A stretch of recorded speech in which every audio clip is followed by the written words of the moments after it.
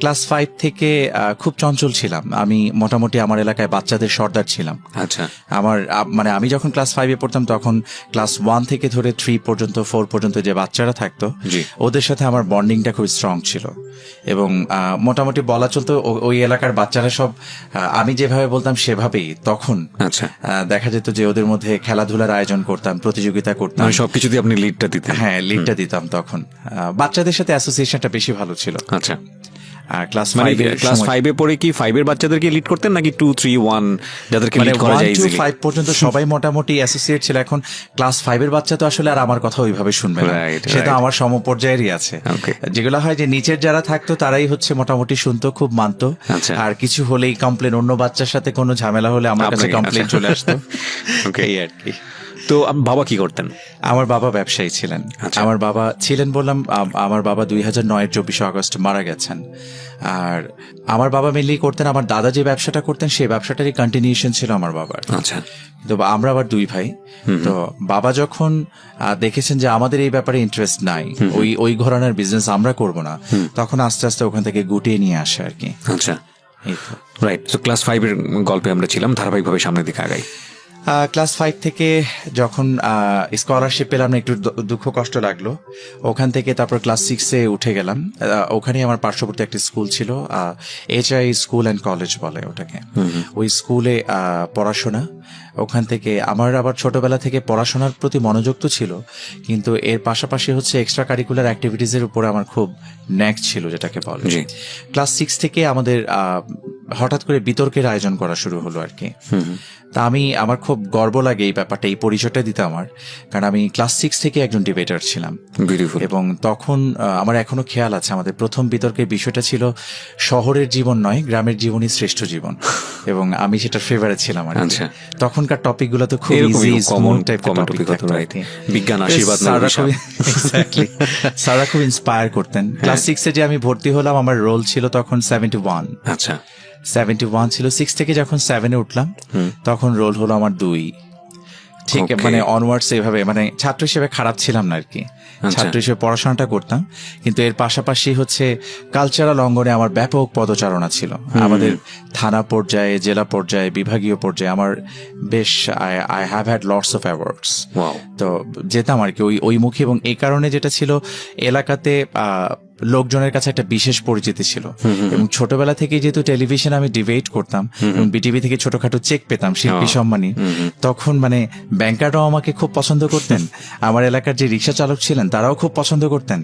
মানে বাবার সাথে যখন আমি আঙ্গুল ধরে বের হতাম, বাজারে যেতাম বা কোথাও যেতাম, তখন হচ্ছে মানে আমাকে রিক্সায় নেওয়ার জন্য তাদের মধ্যে একটা প্রতিযোগিতার মতো হতো যে কখনই আসবে। বাবাও খুব প্রাউড ফিল করতেন নিশ্চয়ই? বাবা প্রাউড ফিল করতেন। বাবা আসলে চাইতেন পড়াশোনাতে বেশি অ্যাটেনশন দেই। আমার মা আসলে আমার পাসটা খুব ভালো বুঝতেন। মা পাসটা ভালো বুঝতেন বিদায় মা হচ্ছে আমাকে পড়াশোনা একটা লিমিটেড টাইম পর্যন্ত করিয়ে মাই আমাকে পড়াতেন। আমার টিচার মেনলি আমার মাই ছিলেন। মা পড়িয়ে এবং মা আমাকে খেলাধুলার যথেষ্ট সুযোগ দিতেন। দেওয়ার পরে ইভেন আমাকে এমন ভাবে পড়াতেন, তখন ডিডি ন্যাশনাল চ্যানেলে হিন্দি মুভি হতো আর কি। তখন আমাকে বলতো এইভাবে যে তুমি যদি এর মধ্যে এই পড়াগুলা কমপ্লিট করতে পারো, রাতের বেলা তোমাকে এই ফিল্মটা দেখতে দেওয়া হবে। আমি খুব ছোটবেলা থেকে আর্ট ফিল্ম দেখতাম, বুঝতাম না কিছু, আবার দেখতাম। এই আর কি। তো 6 একই স্কুলে 6-7 পর্যন্ত পড়লাম। তারপর যখন ক্লাস 8-এ উঠলাম, রোলটা ছিল মানে 2-এই ছিলাম, আর আগাচ্ছিলাম না, কারণ তখন আসলে আমার ওরকম টার্গেটটা ছিল না। আজকে একটা জেলাসির গল্প বলেই ফেলি। আমার কাজিন ছিল, আমার প্যাটার্নাল কাজিন, আমার বাবার সম্পর্কে আমার ফুফাতো ভাই। ও আমার চেয়ে বয়সে 2.5 বছরের বড় ছিল। তো মানে ওরা আমার মধ্যে একটা প্রতিযোগিতা ছিল, মানে খুবই গোপন একটা প্রতিযোগিতা। মানে ও আমাকে পিছনে ফেলতে চাইতো, আমি ওকে পিছনে ফেলতে চাইতাম। এটা নিয়ে আবার আমার মা এবং ওর মায়ের মধ্যে একটা শীতল যুদ্ধ ছিল ভিতরে ভিতরে। হ্যাঁ, কেউ কখনো প্রকাশ করতো না। তো যেহেতু আমার চেয়ে একটু বয়সে বড় ছিল, কখনো যদি আমি ওর সাথে হেরে যেতাম, মানে আমি থার্ড হয়ে ও সেকেন্ড হতো বা আমি সেকেন্ড হয়ে ও থার্ড হতো, আমার বাবা মানে আমার কোনো ইনফিরিয়রিটি দেখে আমার বাবা কোনো কথা বলতেন না। বাবা বলতেন যে ওর চেয়ে বয়সে বড়, একটু ম্যাচিওর হবে, স্বাভাবিক, ও পারবে না, একটু আটকে যাবে, এটা স্বাভাবিক। তো মা বলতেন না, এটা হবে কেন, ওকে পারতেই হবে। তো ক্লাস 8-এ যেটা হলো যে ও থার্ড হলো, আমি সেকেন্ড হলাম। আমাদের দুজনের মাথায় এটা কখনোই কাজ করে না যে আমাদের ফার্স্ট হতে হবে। আমাদের মাথায় রেদার এটা কাজ করতো যে ও আমার আগে যাবে না, আমি ওর আগে যাব না। ওকে, মানে দুজন Anyway, একসঙ্গে থাকি। হ্যাঁ, তারপর ক্লাস 8-এ যখন রেজাল্ট হলো, যখন থার্ড হলো, ওর খুব মন খারাপ হলো। ও মন খারাপ করে ওখান থেকে স্কুল ছেড়ে আরেক স্কুলে চলে গেল। হ্যাঁ, ওই স্কুলটা আবার যে স্কুলটাতে চলে গেল, এটা BM boys union high school, and this is one of the best schools of our district. ও যখন চলে যাওয়ার পরে মানে একটু কেমন যেন হয়ে গেল, মানে ঠিক মজা পাচ্ছিলাম না পড়ালেখার মধ্যে যেটা। তো যখন 8 থেকে আবার, তখন তো আমার কম্পিটিটর আর কি, যে ফার্স্ট বয়, তার সাথে আমার কম্পিটিশন চলছে। তার সাথে আবার কম্পিটিশন করতে, যে কোনো একটা সাবজেক্টে, যেটা আমার ফেভারিট সাবজেক্ট ছিল তখন, এগ্রিকালচার সাবজেক্টে আমি মানে ক্লাস 6 থেকে হায়েস্ট পেতে পেতে আসছিলাম, 6, 7, 8, মানে এটার হায়েস্ট কেউ আমার কাছে নিতে পারতো না। আর বাই দিস টাইম আমাদের এগ্রিকালচারে যিনি আগের টিচার ছিলেন, ওই স্যারের নাম ছিল হুমায়ুন কবির। ওই স্যারের ট্রান্সফার হয়ে যায়, আমার সবার নাম খুব স্পষ্ট খেয়াল আছে, আমার ভালো লাগছে আমার। তো হুমায়ুন কবির স্যার উনি চলে যাওয়ার পর ওখানে রফিক স্যার নামে একজন ভদ্রলোক আসেন। উনি আসার পরে ওই খাতাটায় উনি আমাকে ফার্স্ট বয়, ওর নামটা বলিয়ে ফেলে, আমার খুব ক্লোজ ফ্রেন্ড, স্টিল আমার খুব ভালো বন্ধু, কাজী হারুনুর রশিদ। তো ওর হচ্ছে ওই সাবজেক্টেও আমার চেয়ে বেশি পায়, এবং প্রায় 7 থেকে 8-এর মতো। কৃষি শিক্ষা, হ্যাঁ, কৃষি শিক্ষায় বেশি পায়। বেশি পাওয়ার কারণে যেটা হয় যে 4 না 5 ব্যবধানেও ফার্স্ট হয়। এখন আমি হিসাব করে দেখছিলাম যে 8 যদি কৃষিতে সে আমার চেয়ে বেশি পায়, আচ্ছা 4-5-এর যে ব্যবধানটা, এটা কমে যেত যদি আমি হায়েস্ট পেতাম। আচ্ছা, তখন আবার আমার মধ্যে একটা চলে আসছে যে না, এটা আমি এই যেটা আমার কাজিন মানেনি, যে আমি থার্ড হলাম, এটা হয়নি। তা ঠিক একই রকম একটা কনসিকুয়েন্স আমিও পড়লাম। পড়ার পরে দেন আমি চ্যালেঞ্জ করলাম না, বাট আমি এই টিচারের কাছে গেলাম, যে বললাম যে স্যার, কিছু পারিবারিক রিজন দেখিয়েছে যে আমার পক্ষে আসলে এখানে থাকা পসিবল হচ্ছে না, আমি ওইদিকে চলে যাব, এই স্কুলটাতে পড়তে হবে আমাকে। আমার হেড টিচার আমাকে জড়িয়ে ধরে কানলেন অনেকক্ষণ। উনি কান্নাকাটি করার পর আমি আবার কিছুটা ইমোশনালি বায়াসড হয়ে যাচ্ছিলাম। তারপরে হঠাৎ করে মনে হলো, না থাক, ইমোশনাল হওয়া যাবে না। স্যারটা খুবই অন্যরকম মানুষ ছিলেন, আব্দুল আলী স্যার, আমাদের খুব প্রিয় মানুষ, শৈল্পিক, মানে খুবই শিল্পমনা একজন মানুষ। পরে আর ওখানে থাকলাম না, ওখান থেকে আবার ওই স্কুলে চলে গেলাম যেখানে আমার কাজিন চলে গেল। আচ্ছা আচ্ছা, তো ক্লাস 8-এ এটা? না, এটা হচ্ছে ক্লাস 8 থেকে যখন 9-এ উঠবো তখন ওই পর্যায়ে। ওকে, তারপর চলে গেলাম। ওখান থেকে চলে যাওয়ার পরে ওই স্কুলে যে বাই দিস টাইম আমার কাজিন নিজেকে খুবই একদম ফ্ললেস একটা পর্যায়ে নিয়ে চলে গেছে, এবং সে খুব দুর্দান্ত রকমের রেজাল্ট করছিল ওখানে। ওকে, যাই হোক, ওখানে গেলাম, কম্পিটিশন দিচ্ছিলাম, দিয়ে ওর সাথে আমি আসলে পেরে উঠছিলাম না, কারণ বাই দিস টাইম ওর মধ্যে অনেক চেঞ্জেস চলে আসছে। ও ইংরেজি, ফিজিক্স, কেমিস্ট্রি, প্রত্যেকটা সাবজেক্টে নিজেকে একটা অনন্য মাত্রায় নিয়ে গেছে। তা আমিও খুব হার্ড এন্ড সোল ট্রাই করছিলাম, বাট ওর সাথে আসলে পেরে ওঠা যাচ্ছিল না। বাই দ্য ওয়ে, যেটা হলো যে ফাইনালি যখন আমরা ক্লাস 10-এ পরীক্ষা দিলাম, ম্যাট্রিক পরীক্ষা যখন দিলাম, দেওয়ার পরে হচ্ছে আমাদের রেজাল্ট হলো আমরা দুজনেই স্টার মার্কস পেলাম। বিউটিফুল। তো কিন্তু আমার চেয়ে নাম্বার অনেক বেশি পেলাম। কত সালে এসএসসি?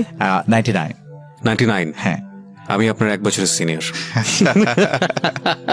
98, আমার মনে হয় 99 লাস্ট ব্যাচ ছিল যাদের এই যে স্টার মার্কস। আমার আসলে 2000 হতো, কিন্তু আমার যেটা হয়েছে যে আমি একটা ক্লাস স্কিপ করে, মানে 1 আমি পড়ি নাই, না পড়ে আমি 2-তে উঠে গিয়েছিলাম।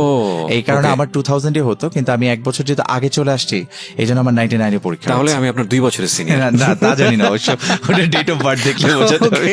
ওকে, না ঠিক আছে, বলেন। পরে ওখান থেকে দুজনে স্টার পেলাম, এবং কিরকম জেলাসি ছিল, ও খুব, মানে আমার কাজিন আশেপাশে আমার অন্যান্য যে সারাউন্ডিংস, যে ফ্রেন্ডস গুলো যারা ছিল, ওদেরকে ইন্সপায়ার করতো, ওরা যেন আমাকে পিছনে ফেলতে পারে, আমাকে ইন্সপায়ার করতো না।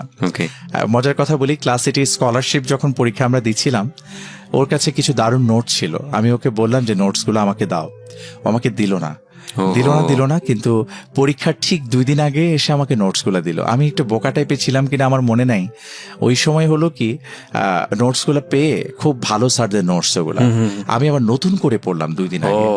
এই নতুন করে পড়ে যেটা হলো, পরীক্ষার হলে যে আমি ভুলেই গেলাম যে কি লিখছি, কি পড়ছি আসলে। তখনও বাইরে যখন পরীক্ষা দিয়ে আমি যখন আসলাম, ও খুব হাসতেছে, মানে আমি কিন্তু এটা টার্গেট করে তোকে দিয়েছিলাম এইভাবে।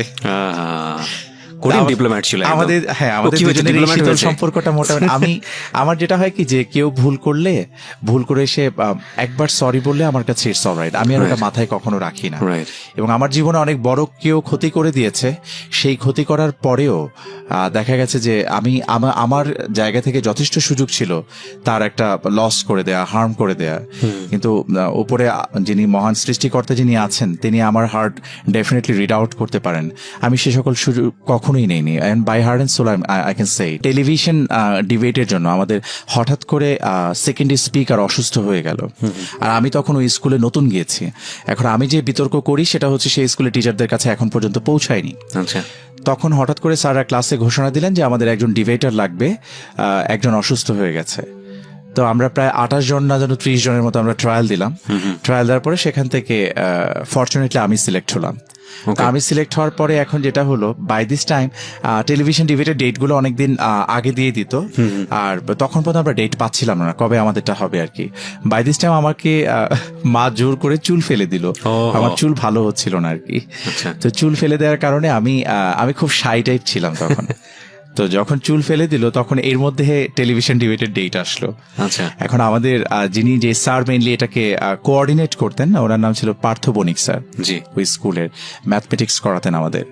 তো ওনার অনেক অবদান আছে আমাকে একজন ভালো ডিবেটার হিসেবে গড়ে তোলার পিছনে, মানে হি হ্যাজ কন্ট্রিবিউটেড এ লট। তো স্যার কি করলেন, খুঁজলেন আমাকে, আমার কাজিনকে বললেন তোমার কাজিনকে খবর দিও। আমি জানি না ও শুনবে কিনা, যেহেতু ছোটবেলার গল্প বলে দিচ্ছি। ও আমাকে এসে আর জানালো না, আমাকে জানার কারণ তখন ফোনগুলো আসলে সেরকম অ্যাভেলেবেল ছিল না। আচ্ছা, আমাকে আর জানায়নি। So by this time sir আমার অল্টারনেটিভ যিনি ফোর্থ ছিলেন তাকে নিয়ে নিলেন, তাকে নিয়ে তারপর টেলিভিশন ডিবেটটা হয়ে গেল। বাই দিস টাইম আমার চুলও বড় হয়ে গেল। আচ্ছা, তা আমি স্কুলে যাওয়ার পর স্যার আমাকে ধরলেন যে তোমাকে এতবার ডাকলাম তুমি আসলে না। আমি বললাম, স্যার আমাকে কেউ কিন্তু বলেনি কিছু, আমি স্কুলে যাইনি চুল বড় করার জন্য। ওকে।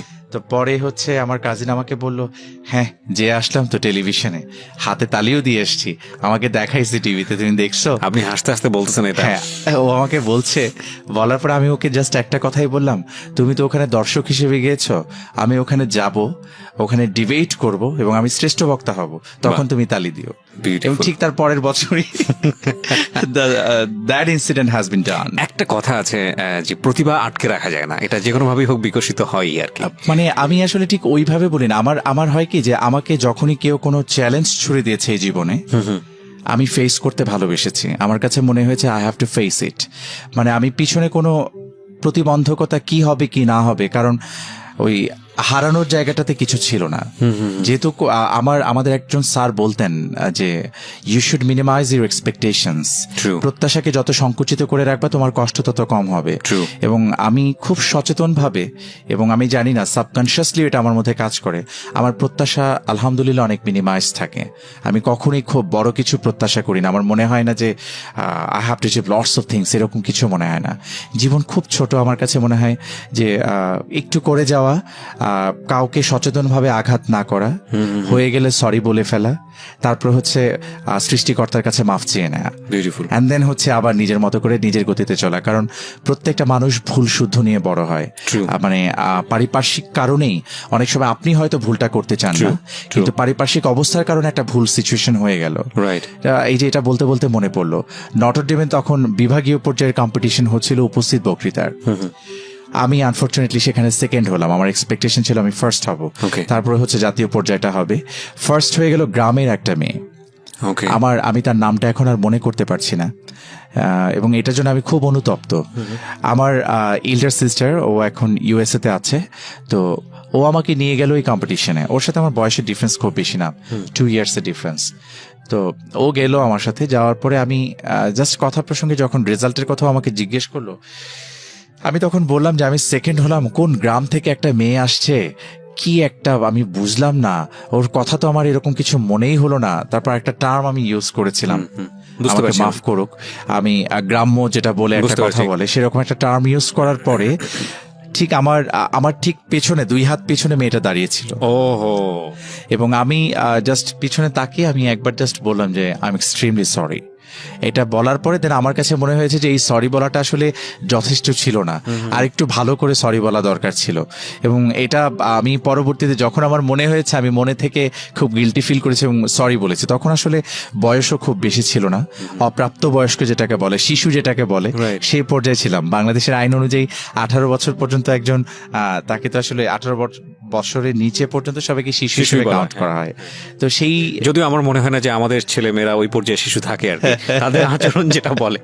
ওকে, এই আর কি। তো এটার পরেও একটুখানি খুব একটা গিল্ট একটা ফিলিং অনেকদিন কাজ করেছে, এই একটা বিষয়। আর তারপরে চলে আসি রেজাল্টের পরে। রেজাল্টের পরে হচ্ছে আমার কাজিন, ও ঠিক কাজিন ঘরানায় আসলে আটকে যাচ্ছে, ওরকম কিছু না। আমরা কলেজে ভর্তি হলাম, আমি নারায়ণগঞ্জেই থাকলাম, ও নটরডেমে ভর্তি হলো। আচ্ছা, তারপরে হচ্ছে ওখান থেকে আমাদের রেজাল্ট হলো। রেজাল্ট হওয়ার পরে ও হচ্ছে মেরিন ইঞ্জিনিয়ার হয়ে গেল। মানে যে মেরিনের তো দুইটা ইসে হতো, একটা হচ্ছে চিটাগং এ, আর একটা হচ্ছে আমাদের এখানে। ও পসিবলি মেকানিক্যাল ইঞ্জিনিয়ার হলো। দুইটা ভাগ থাকে, নটিক্যাল, মেকানিক্যাল। আর বাই দিস টাইম আমি আসলে খুব কনফিউজ ছিলাম আমাকে তখন, ওই পর্যায়টায় আমাকে নিয়ে, যে আসলে কি করতে চাই বা কি করব আমি। আমার আসলে কোনো ফিক্সড স্বপ্ন ছিল না। যেমন আমার এক বন্ধু ডাক্তার হতে চাইতো, ওকে দেখে আমার মনে হলো যে আমি তাহলে ডাক্তার হতে পারি। মানে that was not my dream, I was like, আমি আমার ফ্রেন্ডের স্বপ্নকে নিজে ওন করছিলাম ওটা দেখে দেখে। যেহেতু ওটা দেখে দেখে ওন করছিলাম, মেডিকেলের পরীক্ষাটাও আসলে ঠিক মানে এমন ভাবে দিলাম, মেডিকেলটাই ফার্স্ট প্রায়োরিটি ছিল তখন। আমরা 1, 2, 3 কলেজের 1, 2, 3, আমার যে ফ্রেন্ডটা থার্ড আর কি, ওর মেইনলি মেডিকেলে হলো। আমাদের 1, 2 যে দুজন ছিলাম আমরা, ফার্স্ট বয় সেকেন্ড বয়, আমাদের আর মেডিকেলে হয়নি। এবং হয়নি, রেজাল্ট যখন পাবলিশড হলো তখন দেখলাম যে আমাদের রোলের পাশে কোনো মার্কস টার্কস কিছুই নাই, কিছু বলাও নাই। তো এটার মানে হচ্ছে যে আমরা হয়তো রেজিস্ট্রেশনের সময় কোনো একটা মিস্টেক করেছি। আচ্ছা। তো সেই জায়গাটাতে আমার ফ্রেন্ড আমাকে বলছিল, কাজী বলছিল যে আসো অথরিটির সাথে কথা বলে জিজ্ঞেস করে আসি যে কি হইলো আমাদের রেজাল্টটা। আমরা রাখো তো, এটা আমাদের কপালে নাই, আসো চলে যাই। তো আমি জাস্ট ওখান থেকে চলে আসি। এবং আমার খুব বাজে একটা বিষয় ছিল, আমি কখনোই একবারের বেশি অ্যাটেম্প নিতাম না। মানে একবার যদি আমার না হতো, সেকেন্ড টাইম আমি আর পিছনে ফিরে তাকাতাম না। তখন সামনে যেটা আসতো আমি সেটাকে গ্র্যাব করার চেষ্টা করতাম। এটা পরবর্তীতে একটু চেঞ্জেস আমি এনেছি, কিন্তু খুব বেশি পরিমাণে না। ওকে, সো আপনি ইন্টার পরীক্ষার পরের সময় আছেন এখন? হ্যাঁ, রাইট। ওকে, ইন্টার পরীক্ষার পরে তারপর মেডিকেলে যখন হলো না, ফ্যামিলি থেকে পারমিশন নেওয়া হলো যে আমি প্রাইভেটে ভর্তি হব, নর্থ সাউথে পড়বো। আচ্ছা। বাই দিস টাইম ঢাকা ইউনিভার্সিটিতেও পরীক্ষা দিয়েছিলাম, হয়নি। আচ্ছা। কিন্তু যেটা প্রবলেমটা যেখানে হয় সেটা হচ্ছে মেডিকেলের কোয়েশ্চেন প্যাটার্ন আর ইউনিভার্সিটি, আপনি you know it very well, দুইটা তো একদম আলাদা থাকার কারণে আমার আসলে ইউনিভার্সিটি প্রিপারেশন একদমই নেওয়া হয়নি। তা আমি প্ল্যান করেছিলাম নর্থ সাউথে ভর্তি হব, এবং আমার ফ্যামিলি থেকেও এগ্রি করলো। কিন্তু বাই দিস টাইম আমার খুব ক্লোজ ফ্রেন্ডস, মানে আমরা 1 থেকে 5 পর্যন্ত যে 5 জন ছিলাম, এটা আমার খুব বাজে একটা বিষয় ছিল আমার, যে আমরা হচ্ছে খুব ভালো ভালো ছাত্রগুলো মিলে ফ্রেন্ড হতাম। সাধারণত হয় না। হ্যাঁ, তা আমাদের যেটা হয় যে পিছনের যারা ব্যাক বেঞ্চার যারা ছিল, ওদের সাথে সম্পর্ক ভালো ছিল, আমি সম্পর্কটা ভালো রাখতাম, কিন্তু দে আর নট ফ্রেন্ডস অ্যাকচুয়ালি। তারা ফ্রেন্ডস ছিল না। তো ওখান থেকে ওরা 2 জন করলো কি, ওরা জগন্নাথ ইউনিভার্সিটিতে গেল ফর্ম আনার জন্য। ওখান থেকে ফর্ম এনে ওরা একটা এক্সট্রা ফর্ম নিয়ে এসছে, এবং আমাকে খুব সকাল থেকে ধরে বোঝাচ্ছে যে, তা আমি আসলে ঢাকা ইউনিভার্সিটি ক্যাম্পাসটা দেখে আমার এত ভালো লেগেছিল, স্পেশালি তখন কার্জন হলটা, এবং আমি মনে মনে বলছিলাম যে এখানে পড়তে পারলে ভালো হতো। তো ওখানে পরীক্ষা দেওয়ার পরে সবগুলো সাবজেক্ট পেলাম। পাওয়ার পরে আমার বড় ভাইয়ের, আমি আসলে এক এক সময় এক একজনের স্বপ্ন লালন করেছি। আমার বড় ভাইয়ের খুব পরিসংখ্যানে পড়ার ইচ্ছা ছিল, তো সে পরিসংখ্যানে পড়তে পারে নাই। As I was the youngest one, I am the youngest one of my family. তা আমার উপরে ওরা হয়তো চাপিয়ে দিতে, আমি ঠিক জানি না এটাকে চাপানো বলে নাকি অতিরিক্ত ভালোবাসা বলে, যেটা কারণ সবাই খুব টেক কেয়ার করতো, খুব আদর করতো, এবং ফ্যামিলিতে সবারই খুব আদরের ছিলাম। তো যেটা হলো, আমাকে বললো তুমি স্ট্যাটিস্টিক্সে পড়ো। আমি সাবজেক্টের নামটা শুনে আমার মনটা খারাপ হয়ে গেছে। আমার ইচ্ছে ছিল আমি ইংলিশে পড়বো, ইংলিশ লিটারেচার নিয়ে পড়াশোনা করবো। আদারওয়াইজ যদি সায়েন্সের সাবজেক্ট নিয়ে পড়তে তাহলে কেমিস্ট্রি নিয়ে পড়বো। আচ্ছা, কারণ কেমিস্ট্রিতে রেজাল্ট ভালো ছিল। ম্যাথমেটিক্স চাপিয়ে দিলে আই ডিডন্ট মাইন্ড, কিন্তু আমাকে স্ট্যাটিস্টিক্স এর কথা বললো। পরে স্ট্যাটিস্টিক্স ভাইয়া বলছে ওকে ঠিক আছে, কারণ বাবার পরে আমি বেশি ভয় পেতাম ভাইয়াকে, বড় ভাই। হ্যাঁ, আচ্ছা। তো ও যখন বললো, বলার পরে আমি রাজি হয়ে গেলাম। তারপর আমি স্ট্যাটিস্টিক্সে পড়াশোনা করলাম। স্ট্যাটিস্টিক্সে থার্ড ইয়ারে আসার পরে আমার মনে হলো আমার জীবনের সবচেয়ে বড় ভুল সিদ্ধান্তটা আমি নিয়েছি পরিসংখ্যানে পড়তে এসে। এটা তো আপনার থার্ড ইয়ারে। আমি honours masters even MPhil complete করার পরে আমি রিয়েলাইজ করেছি যে আমার জীবনের ভুল সিদ্ধান্ত ছিল এরকম একটা সাবজেক্ট নিয়ে পড়াশোনা করার। কজ আমার ক্যারিয়ার আলাদা, আমার স্টাডি কোনো কাজে লাগলো না। আমি রিয়েলাইজ করলাম আমার জীবনের স্বপ্ন ছিল ডাক্তার হওয়ার, এবং সেটা সবকিছু কমপ্লিট হয়ে যাওয়ার পরে আর কি, কারণ জীবনটা তো আসলে এই মুহূর্তে যদি বলি যে ডাক্তারি বিদ্যা নিয়ে পড়াশোনা করবে, দ্যাট ইজ রিয়েলি ইম্পসিবল। হ্যাঁ, সো এটা আসলে আমাদের অনেক আগে থেকে রিয়ালাইজ করা উচিত। Right right. সো আপনি থার্ড ইয়ারে, আচ্ছা থার্ড ইয়ার আমরা সব লেখাপড়ার গল্প শুনছি, ইন দ্য মিন টাইম লাইফে ঘটনা দুর্ঘটনা কিছু ঘটে না? হ্যাঁ হ্যাঁ, ঘটনা দুর্ঘটনা, তখন পর্যন্ত দুর্ঘটনা আসলে ঘটে নাই, ঘটনা আছে অনেক ঘটনা। বল বাই দিস টাইম আমি আমার ইউনিভার্সিটির বর্ষসেরা বিতার্কিক হয়ে গেলাম। 2002 সালের কথা এটা, এবং খুব নাম হয়ে গেল জগন্নাথে, মোটামুটি এক নামে আমাকে সবাই চিনতো তখন। এবং এরপরে যেটা হলো টেলিভিশন ডিবেটগুলোতে যাচ্ছিলাম, বেস্ট স্পিকার হচ্ছিলাম। বাই দিস টাইম আমার কাছে মনে হলো যে আমার যেহেতু বিটিভি তো আসলে প্রমিত উচ্চারণটাকে অনেক বেশি এপ্রিসিয়েট প্রাধান্য দেয়, হ্যাঁ। এবং আমরা যখন বিটিভিতে ডিবেট করতাম তখন উচ্চারণ ও বাচনভঙ্গির জন্য 5-5 করে আলাদা করে নাম্বার ছিল। আচ্ছা, তখন আমার মনে হলো যে আমার উচ্চারণটাকে একটু ফ্ললেস করা উচিত। ওই জায়গা থেকে আমি একটা আবৃত্তি সংগঠনে জড়িয়ে গেলাম। এটা হচ্ছে টিএসসিতে ছিল স্বরকল্পনা আবৃত্তি চক্র, এবং তাদের সাথে মোটামুটি অলমোস্ট আমি 10-12 বছরের মতো কাজ করেছি। মানে এক নাগারে কাজ করেছিলাম 4-5 বছর। তারপরে হচ্ছে ওটা করতে যেয়ে যেটা হলো যে আবৃত্তির প্রতি একটা ন্যাক চলে আসলো। ডিবেটের পরে আমার দ্বিতীয় ভালোবাসা আবৃত্তি হয়ে গেল। আবৃত্তি করতে করতে একটা সময় পরে আমার কাছে মনে হলো আমি আমার জীবনের স্বপ্নটা হয়তো পেয়ে গেলাম। সেটা কি, আমার মনে হলো যে আমি মিডিয়াতে কাজ করব, কিন্তু আমি প্রিন্ট মিডিয়াতে কাজ করব না, ইলেকট্রনিক মিডিয়াতে কাজ করব। আমাকে by this time I was having lots of offers in different news papers. কেন দিত আমি নিজেও জানি না। আমাকে বলতো যে আপনি আসেন, কন্ট্রিবিউটর হিসেবে কাজ করেন বা আমাদের সাথে যুক্ত হন, সাংবাদিকতা করেন, আপনি ভালো করবেন। তা আমি বললাম যে প্রিন্ট মিডিয়াতে আমি কাজ করব না, কারণ আমার কাছে তখন ওই সময়টাতে আমার কাছে মনে হতো যে আমি একটা কাজ যদি করি, সেটা যদি মানুষ দেখতেই না পেল তাহলে সেটা কিসের কাজ। আর প্রিন্ট মিডিয়াতে লেখালেখি করে কাজটা বোঝানো বা দর্শকের কাছে পৌঁছানো আমার কাছে সেই সময়টাতে খুব টাফ মনে হয়, এখনো কঠিন। তখন আমার মেইনলি ড্রিমটা ছিল আমি নিউজ প্রেজেন্টার হব। হ্যাঁ, নিউজ প্রেজেন্টার হব। তো আমি অডিশন দিয়ে বেড়াচ্ছিলাম রীতিমতো। 21 টিভি যখন রিওপেন হলো তখন গেলাম, একদম লাস্ট পর্যন্ত যে বাদ পড়ে গিয়েছিলাম। রক্তিম ত্রিপুরা ওর সামওয়ান এরকম একজন পড়েন, তিনি আমার সাথেই ছিলেন তখন। আমরা খুব শর্ট সিলেক্টেড কয়েকজন ছিলাম, 12 থেকে 14 জন। ওখান থেকে কয়েকজনকে যেন ফাইনালি নেওয়া হয়েছিল 6 জন। আমি একমাত্র ফ্রেশার ছিলাম ওখানে, আর বাকি সবারই মোটামুটি বাংলাদেশ বেতার বিভিন্ন জায়গায় কাজ করার এক্সপিরিয়েন্স ছিল। আচ্ছা, এনিওয়ে, তো ওখানে হলো না। একটা সময় পরে মানে সময় যাচ্ছে আমি দেখলাম যে নিউজ প্রেজেন্টেশনের জন্য আমি ডাক পেতাম না, শুধু উপস্থাপনার জন্য ডাক পেতাম। আচ্ছা, কখনো কখনো ধারা বর্ণনা, নেপথ্যে কণ্ঠ দেয়া, এই বিষয়গুলোর জন্য অনেক ডাক আসতো, এবং আমি খুব এনজয় করতাম এগুলাতে। অ্যান্ড ট্রাস্ট মি, আমি যে সকল প্রডিউসারদের সাথে ফ্রিল্যান্সিং এ সকল কাজ করেছি, তারা মনে হয় কেউ আমাকে বলতে পারবে না তারা কখনো, মানে আমি তাদের কাছ থেকে কখনো পেমেন্ট নিয়েছি, কখনোই বলতে পারবে না। আমি কাজটা করতাম একদম ভালোবাসা থেকে, মানে আমার মনে হতো যে কণ্ঠের খেলাটা একটু খেলি। এবং কখনো এমনও হতো যে স্টুডিওতে স্ক্রিপ্ট আমাকে ধরিয়ে দিয়ে প্রডিউসার ডিরেক্টর সব গান চলে গেছে, যে তুমি তোমার মতো পড়ে রেখে চলে যাও, আমরা পরে ওখান থেকে কেটে টেটেই করে নেব। তখন আমি আবার বিসিএস এর প্রিপারেশন নিচ্ছিলাম। বাই দিস টাইম আমার অনার্স কমপ্লিট। অনার্স কমপ্লিট হয়ে যাওয়ার পরে যেটা হলো যে আমাদের ইউনিভার্সিটিতে ডিবেটারদের মধ্য থেকে কখনো প্রেসিডেন্ট পদটা দেয়া হতো না। মানে আমাদের টিচারদের মধ্য থেকে কেউ একজন প্রেসিডেন্ট পদে থাকতেন, আর স্টুডেন্টদের মধ্য থেকে একজনকে জেনারেল সেক্রেটারি বানানো হতো। এটা কি মানে ডিবেট সংগঠন জগন্নাথ বিশ্ববিদ্যালয় ডিবেটিং সোসাইটি যেটা। তা যখন এটা ইউনিভার্সিটি হিসেবে অ্যানাউন্সড হয়ে গেল কমপ্লিটলি, তখন নির্বাচনটা হবে এবং ছাত্রদের মধ্য থেকে প্রেসিডেন্টশিপ দেওয়া হবে। এবং আমার খুব ভালো লাগার একটা বিষয়, আমি কতটুকু করতে পেরেছি পারিনি সেটা ভিন্ন বিষয়, কিন্তু আমি জগন্নাথ বিশ্ববিদ্যালয় ডিবেটিং সোসাইটির প্রথম প্রেসিডেন্ট ছিলাম। মানে বিশ্ববিদ্যালয় হওয়ার পরে যেটা ছিল আর কি, ওখানে ইলেক্টেড প্রেসিডেন্ট, আমাদের যে এক্সিকিউটিভ মেম্বার্স থাকি সবাই মিলে। তো সেই সময়টা আমার আসলে মানে সাংগঠনিক একটা পথ পাওয়ার চেয়ে আমার কাছে খুব গুরুত্বপূর্ণ ছিল যে আমার প্রথম পরিচয় আমি একজন বিতর্কী।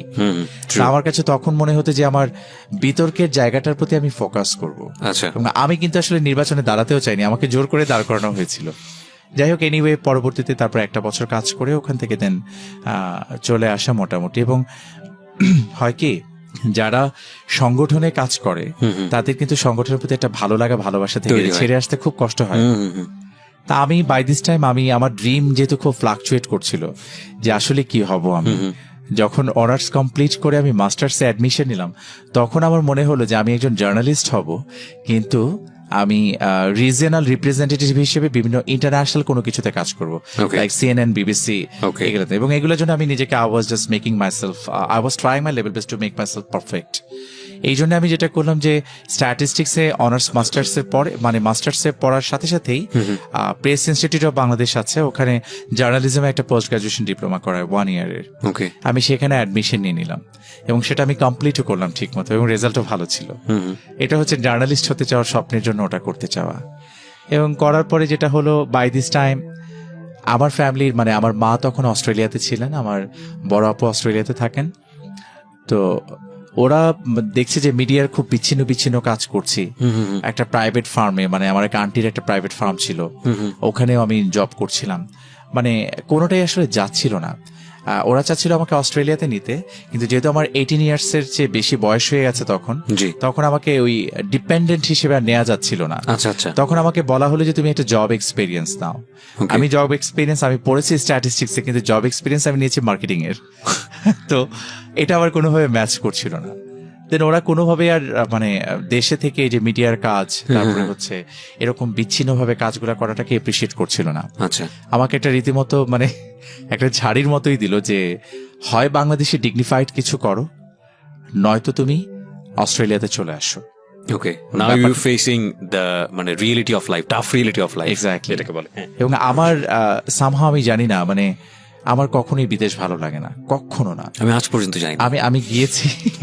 আমি গিয়েছি আমার দেখে মনে হয়েছে এত সুন্দর কেন, মানে সৌন্দর্য একটা সময় যে অসহনীয় হয়ে যায় সেটা। মানে আমি সুইজারল্যান্ডেও গিয়েছি, আমি দেখে আর ঠিক 2-3 ঘন্টা পরে আমার আর ভালো লাগে না, মানে একই, মানে এত সুন্দর কেন। মানে আমার কাছে কেন জানি মনে হয় যে বাংলাদেশের বাইরে আসলে কিছু নাই, মানে একদম গোড়া একটা অনুভূতি। আমি কখনো চেষ্টাই করিনি, 1-2 বার ভিসার জন্য বেশ কয়েকটা দেশে ট্রাই করেছিলাম, তো রিজেক্ট করে দিয়েছে। আমি খুব খুশি হয়েছি, যাক রিজেক্ট করে দিয়েছে আমাকে। প্রথম দিকে আমাকে খুব রিজেক্ট করতো আসলে, আমার ফ্যামিলি সবাই ভিসা পেত, একজনকে বাদ দিলে সেটা ছিলাম আমি। আমাকে দিত না, আমাকে কেন দিত না, এটা এমন হয়ে গেল একটা ইয়ের মতো হয়ে, একটা মিথের মতো হয়ে গেল আমার ফ্যামিলিতে যে ও ভিসা পাবে না। এবং খুবই ভয়াবহ একটা বিষয়, আমি অস্ট্রেলিয়ার ভিসা পাচ্ছিলাম না, ইউকের ভিসা পাচ্ছিলাম না।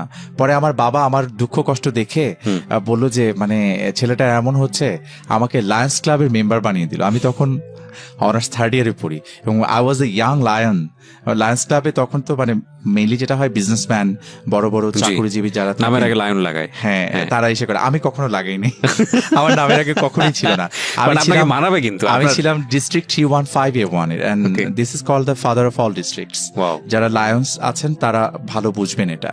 আমি তখন ছিলাম ওখানে, এবং বাবা আমাকে এই অর্থে ওখানে দিলেন যে এদের লায়ন্স ক্লাব থেকে বিভিন্ন সময় ইন্টারন্যাশনাল কনফারেন্স গুলো হয়, এবং আমি যদি লায়ন্স ক্লাবের একজন মেম্বার থাকি সেই ক্ষেত্রে দেশের বাইরে আমার যাওয়াটা খুব ইজি হবে।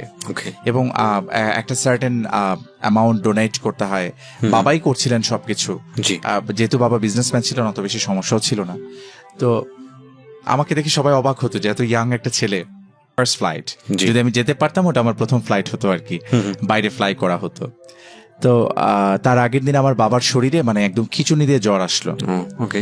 আর যিনি আমাকে তখন লায়ন্স ক্লাবে আমি যার সাথে মেইনলি ডিল করতাম, কথা বলতাম, তার নাম পুরো নামটা মনে নেই, বক্সি ছিল লাস্টে। তো আমি তাকে বললাম যে আমার বাবা অসুস্থ, আমি কোনোভাবেই যাব না। এটা বলার পরে আমি ঠিক সামহাও জানি না, ওনার সাথে যখন আমার সরাসরি দেখা হলো, উনি আমাকে জড়ায় ধরলেন, যে বললো যে এত ছোট একটা ছেলে তুমি এখনই বাবাকে এইভাবে ফিল করছো। আমার খুব লাগলো, অদ্ভুত লাগলো যে তুমি যেতে চাচ্ছ না। তারপর যে লাস্ট মোমেন্টে যেটা টিকিট ক্যান্সেল করে তো অনেক ড্যামারেজ দিতে হয়, আমার একটু লস টসও হলো। এনিওয়ে পরে আর যেতে পারলাম না, যাওয়া হলো না। তারপরের কনফারেন্সটা ছিল হচ্ছে নিউ ইয়র্কে, এবং সেটা আসার পর আমি খুব এক্সাইটেড, যাক আমেরিকা দিয়ে আমার শুরু হবে। তো পরে যেটা হলো, তখন আমার 3rd ইয়ার ফাইনাল পরীক্ষার রুটিন দিল, পরীক্ষার রুটিন, এক্সামের রুটিন দিল, এবং সেই রুটিন অনুযায়ী দেখা যাচ্ছে যে 20 দিনের যে কনফারেন্স আমি অ্যাটেন্ড করব, আমি যদি থাকি পরীক্ষা 3টা পরীক্ষা বাদ পড়ে যাবে। তো সামহাও সেটাও করা গেল না। দেন আমি অস্ট্রেলিয়াতে যাওয়ার জন্য, মানে সেই সময় আমার আপু বলছিল যে তোমার অস্ট্রেলিয়াতে পড়াশোনা খুব তাড়াতাড়ি শেষ হয়ে যায়, তোমাদের এখানে তো অনেক সেশন জ্যাম থাকে, তো তুমি এখনো চাইলে অস্ট্রেলিয়ার জন্যই ট্রাই করে ফেলো, 2 বছর কিছু হবে না, এটা অস্ট্রেলিয়াতে কাভার হয়ে যাবে। আমারও কি এই যে খুব ইনডিসিশনে ভোগার একটা ফলাফল এটা। ও যখন বললো আমি রাজি হয়ে গেলাম, আমার স্ট্যাটিস্টিক্স আমার ভালো লাগছিল না। তখন আমি করলাম কি, অ্যাম্বাসি ফেস করলাম, অস্ট্রেলিয়ার অ্যাম্বাসিতে দাঁড়ালাম। এবং সেই সময় ওই অস্ট্রেলিয়ান অ্যাম্বাসিতে এক ভদ্রলোক এসছে, তিনি নাকি অস্ট্রেলিয়ার গোয়েন্দা কোন একটা বিভাগে চাকরি করতেন, এবং সবাই বলা বলি করছিল আর কি বাইরে থেকে যে এই লোকের কাছে যে যাচ্ছে সেই রিজেক্ট হচ্ছে, কাউরে ভিসা দিচ্ছে না। এবং তখন আমি একদম 100% শিওর ছিলাম যে আমার রিজেক্ট হবে, ইন্টারভিউটা ওর কাছেই পড়বে। আচ্ছা, এবং আনফরচুনেটলি আমার ইন্টারভিউটা তার কাছেই পড়েছে। এবং সে যে আমাকে ডাকলো, অস্ট্রেলিয়ানরা যখন কথা বলে ওদের ঠিক 70 to 80% ভেতরে থাকে, এক্সেন্ট আমাদের মতো তো না, ইভেন ব্রিটিশদের মতো বলে না তারা। আমি জাস্ট আমার ইফতে খায়রুলের ইফটা বুঝলাম আর ইসলামের নামটা বুঝলাম, তখন বুঝলাম যে আমাকে ডাকছে। আমি ওখানে গেলাম, he was asking several questions to me and I tried my level best to answer. আমার রেজাল্ট ভালো ছিল, জাস্ট আমাকে জিজ্ঞেস করছে যে why you are just willing to move at the mid of your study, তুমি to complete your study first and then go for Australia for your MBA course or masters course. Then আমি তাকে বললাম আর কি, কিছু কথা বলতে হয় তখন কিছু কথা তাকে বললাম, সেশন জ্যামের প্রবলেমের কথাও বললাম, but he was not satisfied actually.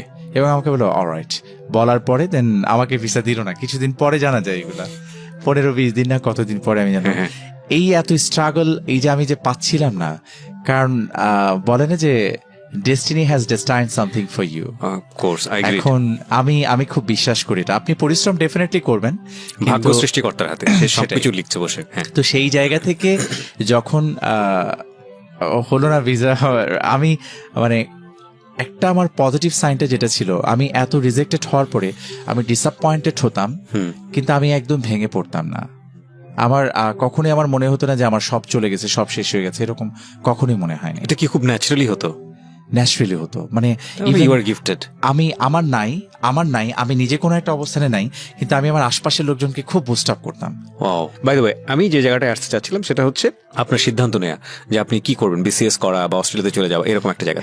যখন আমাকে অস্ট্রেলিয়া থেকে ওরা বললো যে বাইরের জন্য অ্যাপ্লাই করার জন্য, তখন আমার এর পাশাপাশি মা বললো, আবার আমার এক ব্রাদার ইন ল, তিনি বললো যে তুমি তো স্টুডেন্ট ভালো, তো why don't you sit for BCS examination. আমাকে এই কথাটা কয়েকবার বললো। আমি তখন পর্যন্ত জানতাম না BCS আসলে কি, I never had any idea. কারণ আমি ওই যে তখন CID দেখাতো না টিভিতে,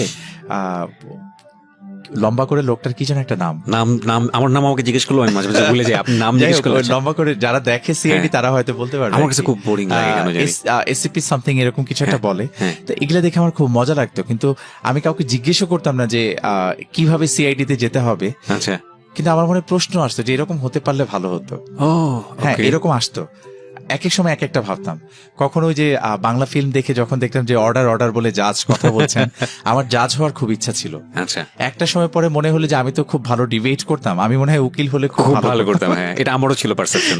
তো এবং আমি যেটা যে ওকালতির যে চিত্রটা আসলে ফিল্মে আমরা যেটা দেখি, এটা বাস্তবে না। আমার বোন তো সুপ্রিম কোর্টের আইনজীবী, তো ও আমাকে যখন বললো যে আসলে চিত্রটা এটা না, তুমি যতটা এক্সাইটেড হচ্ছ, আমার যে কি ভীষণ পরিমাণ মন খারাপ হলো। আমি নিজের চোখে দেখার পরে খুবই ডিমোটিভেটেড হয়েছি।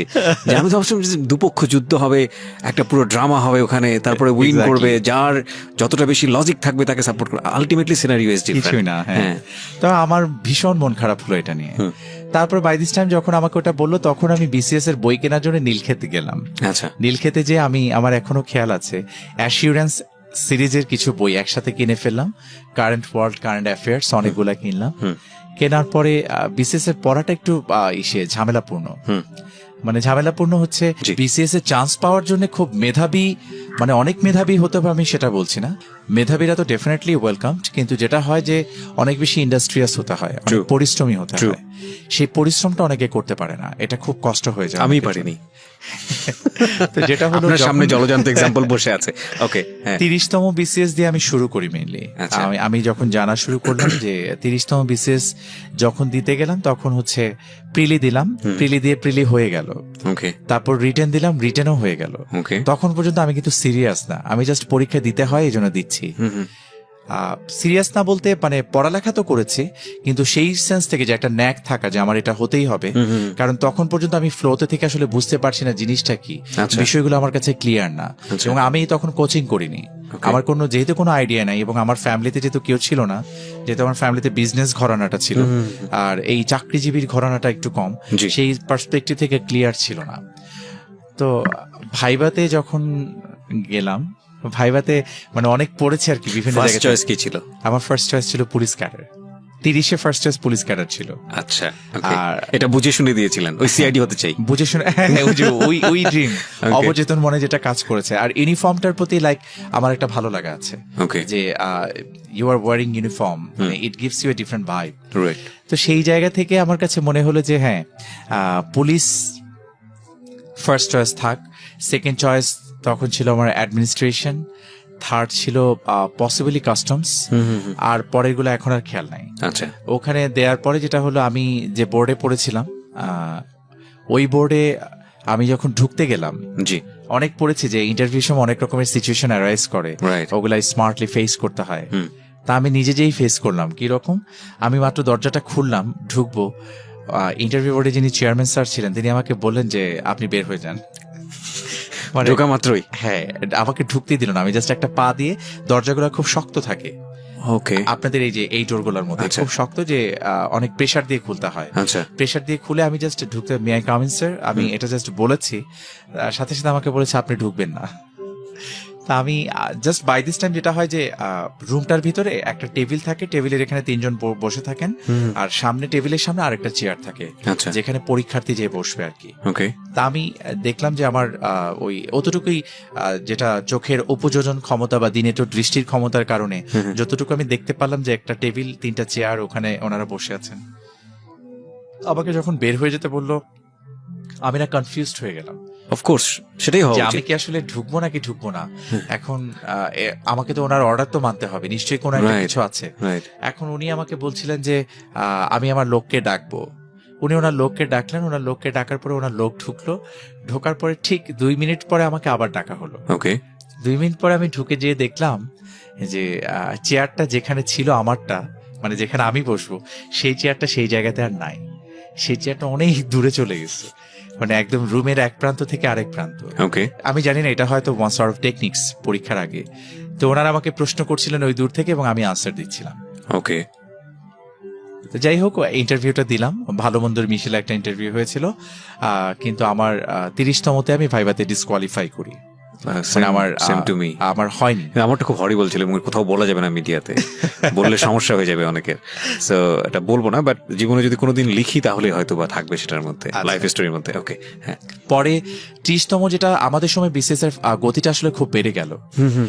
30তম দিতে দিতে আমার যেটা হয়ে গেল, আমার মানে আমি খুব ডিটারমাইন্ড হয়ে গেলাম যে আমাকে মানে ফার্স্ট ক্লাস গেজেটেড অফিসার হতেই হবে। এবং আমার তখন এমন হলো যে আমার এটা ছাড়া আর কিছু দিয়ে আমাকে কেউ পোষাতে পারবে না, মানে আমার একটা স্বপ্ন হয়ে গেল এটা তখন। এবং মনে হলো যে আলটিমেটলি আমি হয়তো আমার ড্রিমটাকে খুঁজে পেলাম। এবং মানে I can't explain you, like by this time যেটা হলো যে 30তম বিসিএস এর ভাইবাটা যখন দিচ্ছিলাম, আমাদের 31তমের আবার প্রিলি রিটেন হয়ে গেল, যেহেতু গতিটা ফাস্ট ছিল। আর যেহেতু আমরা খুব প্রিপেয়ার থাকতাম, তখন ওই পরীক্ষাটা আবার আমার দুর্দান্ত রকমের ভালো হয়েছে। প্রিলি রিটেন দুটাই ভালো হয়েছিল। হওয়ার পরে দেন আমার এবার ফার্স্ট চয়েস থাকলো ফরেন ক্যাডার, সেকেন্ড চয়েস আসলো অ্যাডমিনিস্ট্রেশন, থার্ড চয়েস আসলো পুলিশ। আমি তো ধরে নিয়েছিলাম যে 30তম আমার পুলিশ হয়েই যাবে।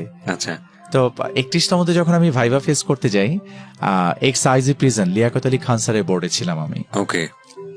তো উনি আমাকে জিজ্ঞেস করলেন যে ঢোকার পরপরই, মানে এটা করেন আর কি, ওনাদের একটা চেষ্টা থাকে যে একজন কি বলে পরীক্ষার্থীকে একটু নার্ভাস করে দেই, কি হয়, সে কিভাবে ফেস করে। আমাকে প্রথমেই বললো যে 30তম রেজাল্ট কি, 30তম বিসিএস। তা আমি বললাম যে 30তম বিসিএস স্যার ভাইভাতে কোয়ালিফাই করতে পারিনি। বলে আপনি 30তমতে ভাইভাতে কোয়ালিফাই করতে পারেন, মানে কিছু প্রথম কয়েকটা ফ্যামিলিয়ার কোয়েশ্চেন্স করে একটু ইজি করে দিয়ে দেন এই প্রশ্নটাতে চলে আসলো হঠাৎ করে, আপনি কোয়ালিফাই করতে পারেন নাই, আবার 31তমতে সে ফরেন ক্যাডারকে ফার্স্ট চয়েস দিয়েছেন, আপনার তো রীতিমতো দুঃসাহস। সেটা আমি ভাবছিলাম মনে মনে, দুঃসাহস। তখন আমি বললাম যে আসলে স্যার ব্যাপারটা হয়েছে কি, আমি যখন 30তম পরীক্ষা দিই তখন আমার ফার্স্ট চয়েস পুলিশ ছিল, এবং আমি ধরেই নিয়েছি যে আমি পুলিশ ক্যাডারটা পাবো। তো আনফরচুনেটলি আমি পুলিশ ক্যাডার পাইনি, এবং 30তম যখন পরীক্ষা দিয়েছিলাম তখনই আবার 31তম প্রেফারেন্স লিস্টটাকে আমি ফিল আপ করে ফেলেছি। এবং যেহেতু আমি ধরে নিয়েছি আমি পুলিশ ক্যাডার পাবো, 31তম আমি পুলিশ ক্যাডারের উপরে কোন ক্যাডারটা আছে সেটা দেখতে চেয়েছিলাম। তখন আমার কাছে মনে হয়েছে হ্যাঁ, ফরেন ক্যাডারটাকে আমি বেছে নিতে পারি। আর আমি অত্যন্ত বিনয়ের সাথে স্যার বলতে চাচ্ছি যে প্রথম 10 থেকে 12 জন ফরেন ক্যাডার পাবে তার একজন আমিও হতে পারি। এই কথাটা বলার পরে স্যার একটু আমার দিকে একটা লুক দিল আর কি। লুক দেওয়ার পরে আমাকে বললো যে তুমি ইংলিশে কথা বলতে পারো। আমি একটু মনে মনে ভিতরে ভিতরে হাসছিলাম। ফরেন ক্যাডারটা দেওয়ার পিছনে আমার একটা রিজন ছিল এটা, I wanted to show my that calibre, that part of efficiency, so that তারা বুঝতে পারে যে ছেলেটার ইংলিশ একটু দখল আছে। এখানে এগুলা সামহাও আপনি তো চাইবেন যে আপনার জায়গা থেকে আপনার ইন্টারভিউটা এমন হোক যে কারণে আপনার বোর্ড মেম্বার্স আপনার উপরে প্লিজ থাকুক। ট্রু। তো আমার মধ্যে সেই ব্যাপারটাও কাজ করছিল যে ফরেন ক্যাডারটাকে আমি ফার্স্ট চয়েস দিলে সেক্ষেত্রে আমাকে কিছু questions I will definitely face in English, এবং আমার একটু কথা বলার সুযোগ থাকবে, এবং সেই জায়গা থেকে হতে পারে যে আমি ফরেন ক্যাডার না পেলেও একটা ক্যাডার আমি পাবো। ওই জায়গা থেকেই যখন আমাকে বললো যে আমাদের ফরেন পলিসি ইংলিশে বলার জন্য, দেন আই স্টার্টেড স্পিকিং। কথা বলার পরে স্যাররা খুব খুশি হচ্ছিলেন, আমি বুঝতে পারছিলাম। এবং এরপরে আমাকে হিউমিলেট করার মতো বা আমাকে ডাউন ট্রোডন করার মতো কোনো ধরনের কোয়েশ্চেন আমাকে আর করা হয়নি। এবং I was asked almost 17 questions and I answered 16 questions perfectly. একটা প্রশ্নের অর্ধেক পেরেছিলাম, অর্ধেক পারিনি। তখন আমার এখনো খুব কানে বাজে কথাটা। স্যার তখন বলছিলেন, লিয়াকত আলী খান স্যার, উনি বোর্ডের চেয়ারম্যান, উনি তখন ওনার পাশে যিনি ছিলেন বোর্ড মেম্বার্স, তাকে বলছিলেন যে স্যার ছেলেটাকে ছেড়ে দেই। মানে ওনার এই কথাটার মধ্যে এত মায়া ছিল, আমার তখন মনে হচ্ছিল কি যে আমার চাকরিটা ইনশাল্লাহ হয়ে যাবে। এবং সেই সময় আমার পরীক্ষার জাস্ট ভাইবার 15 দিন আগে আমার মা দেশে আসেন অস্ট্রেলিয়া থেকে। আমার হচ্ছে একটু নিট অ্যান্ড ক্লিন না থাকলে মানে আমি পড়তে পারতাম না, একটু গোছানো না থাকলে। সবসময় যদি এখন আর ঠিক ওই ব্যাপারটা নাই। তো আমার মা এসে দেখলেন 7 দিন ধরে আমার বেড কভার চেঞ্জ হয় না আমার রুমে, এবং আমার বইপত্র নোটস সব এইভাবে ছড়ানো ছিটানো। আচ্ছা। তো মা বুঝলো যে আমি একদম কাইন্ড অফ ক্রেজি হয়ে গেছি, মানে এরকম কেন। মা আমাকে বললো তোমার তো হারানোর কিছু নাই, তুমি এরকম পাগলের মতো করতেছো কেন, কি হবে এটা না হলে, চলে যাবা আমার সাথে, চলে যাবা, এরকম ভাবে বলছিল আমাকে। আমি বুঝছিলাম যে আমাকে আসলে ইন্সপায়ার করছিল যেন আমি খুব বেশি ডিজার্টেড না হলে। আমি তখন বললাম যে মা, আমাকে এখন কোনো জায়গার একটা চেয়ারম্যান বানিয়ে দিলেও হবে না, কোনো বোর্ড বলেন অন্য কোথাও বলেন, আমার এটাই লাগবে, আমার এটাই হতে হবে। That determination is very much important to touch your dream. Like আপনি যদি ফিল করেন ভিতর থেকে যে আপনার এটা লাগবে। এবং ওই যে শাহরুখ খানের কি একটা ফিল্ম ছিল না, ওম শান্তি ওমের মধ্যে, সে বলেছিল যে যখন আপনি কোনো জিনিস খুব মন থেকে প্রত্যাশা করেন তখন পুরো পৃথিবী এক হয়ে যায় আপনাকে আপনার সেই স্বপ্ন কিছু মানে ছুতে পারার অনুপ্রেরণা দেবার জন্য। তো সেই রকম একটা বিষয়, লাইক আপনি ভিতর থেকে যদি ফিল করেন। এবং আমি খুব খেটেছিলাম। আজকে এই এপিসোডটি স্পেশালি যারা বিসিএস এর প্রিপারেশন নিচ্ছেন তাদের জন্য ডেডিকেট করা হলো। যে বিষয়টা এসে আমার যেটা মনে হয়েছে যে আমি খুব পরিশ্রম করেছি, এটা কোনো ব্যত্যয় নেই। অনেকে হয়তো অনেক মেধাবী হতে পারেন, তাদের পরিশ্রম হয়তো অনেক কম করতে হয়েছে, কিন্তু আমি অনেক খেটেছি। আমি খাটা পরবর্তী ফলাফলটাই ছিল যে আমার পুলিশ ক্যাডারে মানে জয়েন করতে পারে। এবং আমি 31তম বিসিএস ব্যাচ পরেরটাতেই। এবং আমি নিজেকে খুব প্রিভিলেজ ফিল করি এই জন্যে, কারণ আমি মনে করি যে সৃষ্টিকর্তা খুব বেছে বেছে মানুষজনকে এই সুযোগটা দেয়, পুলিশ অফিসার হওয়ার সুযোগটা। কারণ এটা হচ্ছে এমন একটা জায়গা যে জায়গা থেকে আপনি প্রান্তিক পর্যায় পর্যন্ত মুহূর্তে সেবা পৌঁছে দিতে পারবেন। অসাধারণ কাজ করার সুযোগ আছে। অসাধারণ কাজ। আমার কিছু ফ্রেন্ড আছে, কান্না দেখবেন, হাসি দেখবেন, আপনাকে এসে জড়িয়ে ধরবে। মানে আমার এই লাইফে এত বেশি প্রান্তিক পর্যায়ের মানুষ এসে আমাকে ভিক্ষা করেন, ভিখারিনী। তিনি আমার কনস্টেবল, মানে আমার যিনি অর্ডারলি, যিনি বডিগার্ড হিসেবে আছেন, তাকে দেখে ভয় পাচ্ছেন, কিন্তু আমাকে এসে জড়ায় ধরছেন। মানে I really loved it. আমাকে জড়ায় ধরে চুমু খাচ্ছেন, কান্না করছেন। এবং এই গল্পটা একটু দীর্ঘায়িত হবে, আমরা ধারাবাহিকভাবেই যাব। আপনার রেজাল্ট আসলো, তারপরে কি হলো? রেজাল্ট যখন আসলো, রেজাল্ট আসার পরে যেটা হয় কি, সেই দিন তো সবাই আসলে দেখতে থাকে, ট্রাই করতে থাকে। তখন আমি ছিলাম তখন একটা প্রাইভেট চ্যানেলে, আমি তখন আবার ওখানে নিউজ প্রেজেন্টার হিসেবে জয়েন করি। বিসিএস দেওয়ার পরে, ভাইভা দেওয়ার পরে আমার 3 মাস রেজাল্ট হতে সময় লাগবে, 3-4 মাস। আই ওয়াজ জাস্ট ওয়েটিং যে কি একটা করা যায়। তখন মনে হলো যে একটা চ্যানেল, তখন তারা news presenter, they were seeking for some news presenters. আমি আবার ওখানে অডিশন দিয়ে ফার্স্ট হলাম। তো ওখানে আমি চাকরিটা করছিলাম। আমি আবার কন্ডিশন দিয়েছি যে আমার বিসিএস হয়ে গেলে আমি কুইট করবো এখান থেকে। ওনারা রাজি হয়েছেন।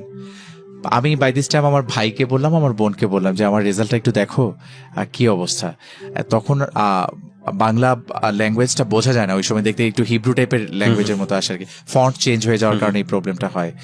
তা আমার একদিকে আমার ভাইয়া বলতেছে তোমার পুলিশ ক্যাডার হয়েছে, আমার বোন বলতেছে যে হয়নি। আমি জাস্ট ওকে বললাম যে তুমি কিছুই দেখো না, যেহেতু তুমি এত কিছু দেখতে পারবা না, তুমি জাস্ট দেখো যে আমার রোলটা 2 বার আসছে কিনা। মানে প্রথমবার দেয় কারা পাস করেছে এটা দেয়, পাস করার পরে হচ্ছে সেকেন্ড টাইম দেয় যে কাদের জব হয়েছে বিভিন্ন অনুযায়ী।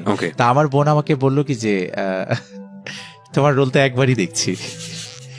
আমি আমার ভাইয়ারটা বিশ্বাস করছি না। আচ্ছা, আমার চোখ দিয়ে টপ টপ করে পানি পড়ছে। I was in vehicle. আমি মনে মনে বললাম যে আমি এত খাটলাম, আল্লাহ তুমি আমাকে দিলা না, আমি এত খাটলাম, মানে একদমই আই ক্যান্ট এক্সপ্লেইন ইউ। ঠিক তার 7 থেকে 8 মিনিট পরে আমি তখন গাড়িতে ছিলাম, এবং আমি যিনি ড্রাইভার ছিলেন ওই চ্যানেলের ড্রাইভার ছিলেন। জি। আর আমি তখন যে কাঁদছিলাম সেটা উনি দেখতে পারেন নাই। তখনও আমি কাঁদছিলাম। তখন আমি আবার একটা শব্দ করেছি জোরে, একটা ইয়াহু টাইপের কিছু একটা করে না মানুষ, like that, like as I touched my dream. ব্যাপারটা এরকম। তো অন্যরকম ভালো লাগা। সেদিন রাতেই আবার মা চলে গিয়েছিলেন আমাদের গ্রামের বাড়ি নারায়ণগঞ্জ। ভাইয়া আমাকে নিয়ে মাকে সালাম করাতে নিয়ে গেলেন, মায়ের কাছে গেলাম আর কি। আমার বাবা তখন বেঁচে নাই। মা খুব হ্যাপি হয়েছিলেন। হ্যাঁ, তো এই তো ভালো লাগাটা। তারপর তো ট্রেনিং এ চলে যাওয়া।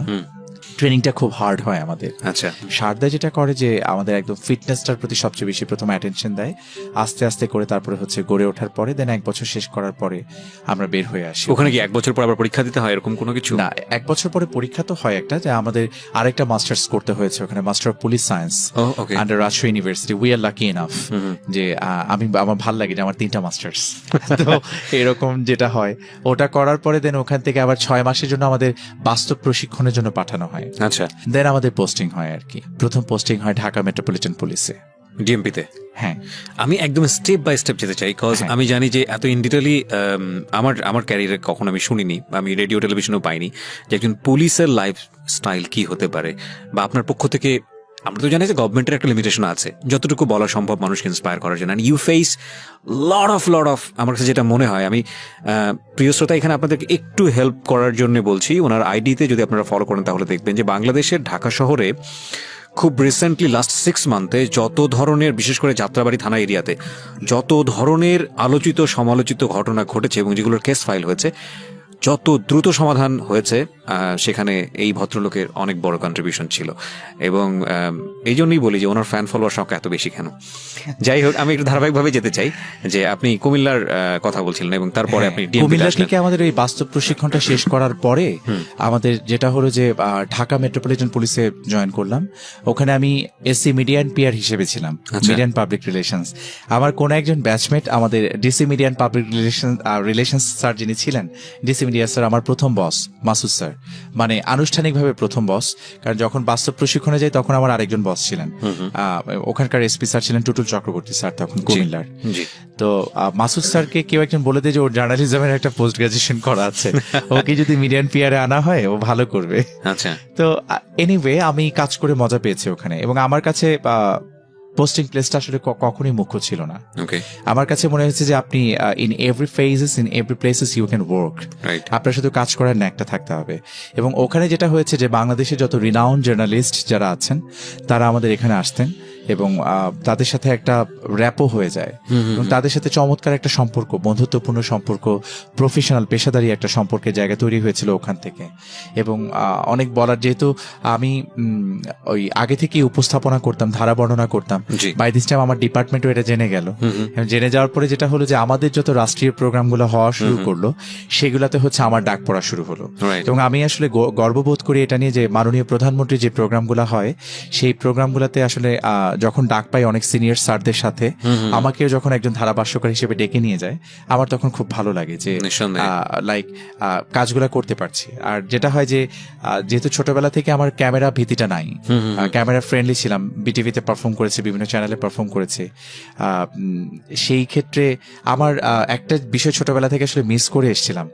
আমি হচ্ছে শুধুমাত্র নাচ ছাড়া, ডান্স ছাড়া এমন কোনো ক্ষেত্র সাংস্কৃতিক অঙ্গনে ছিল না যেটাতে আমার পদচারণা ছিল না।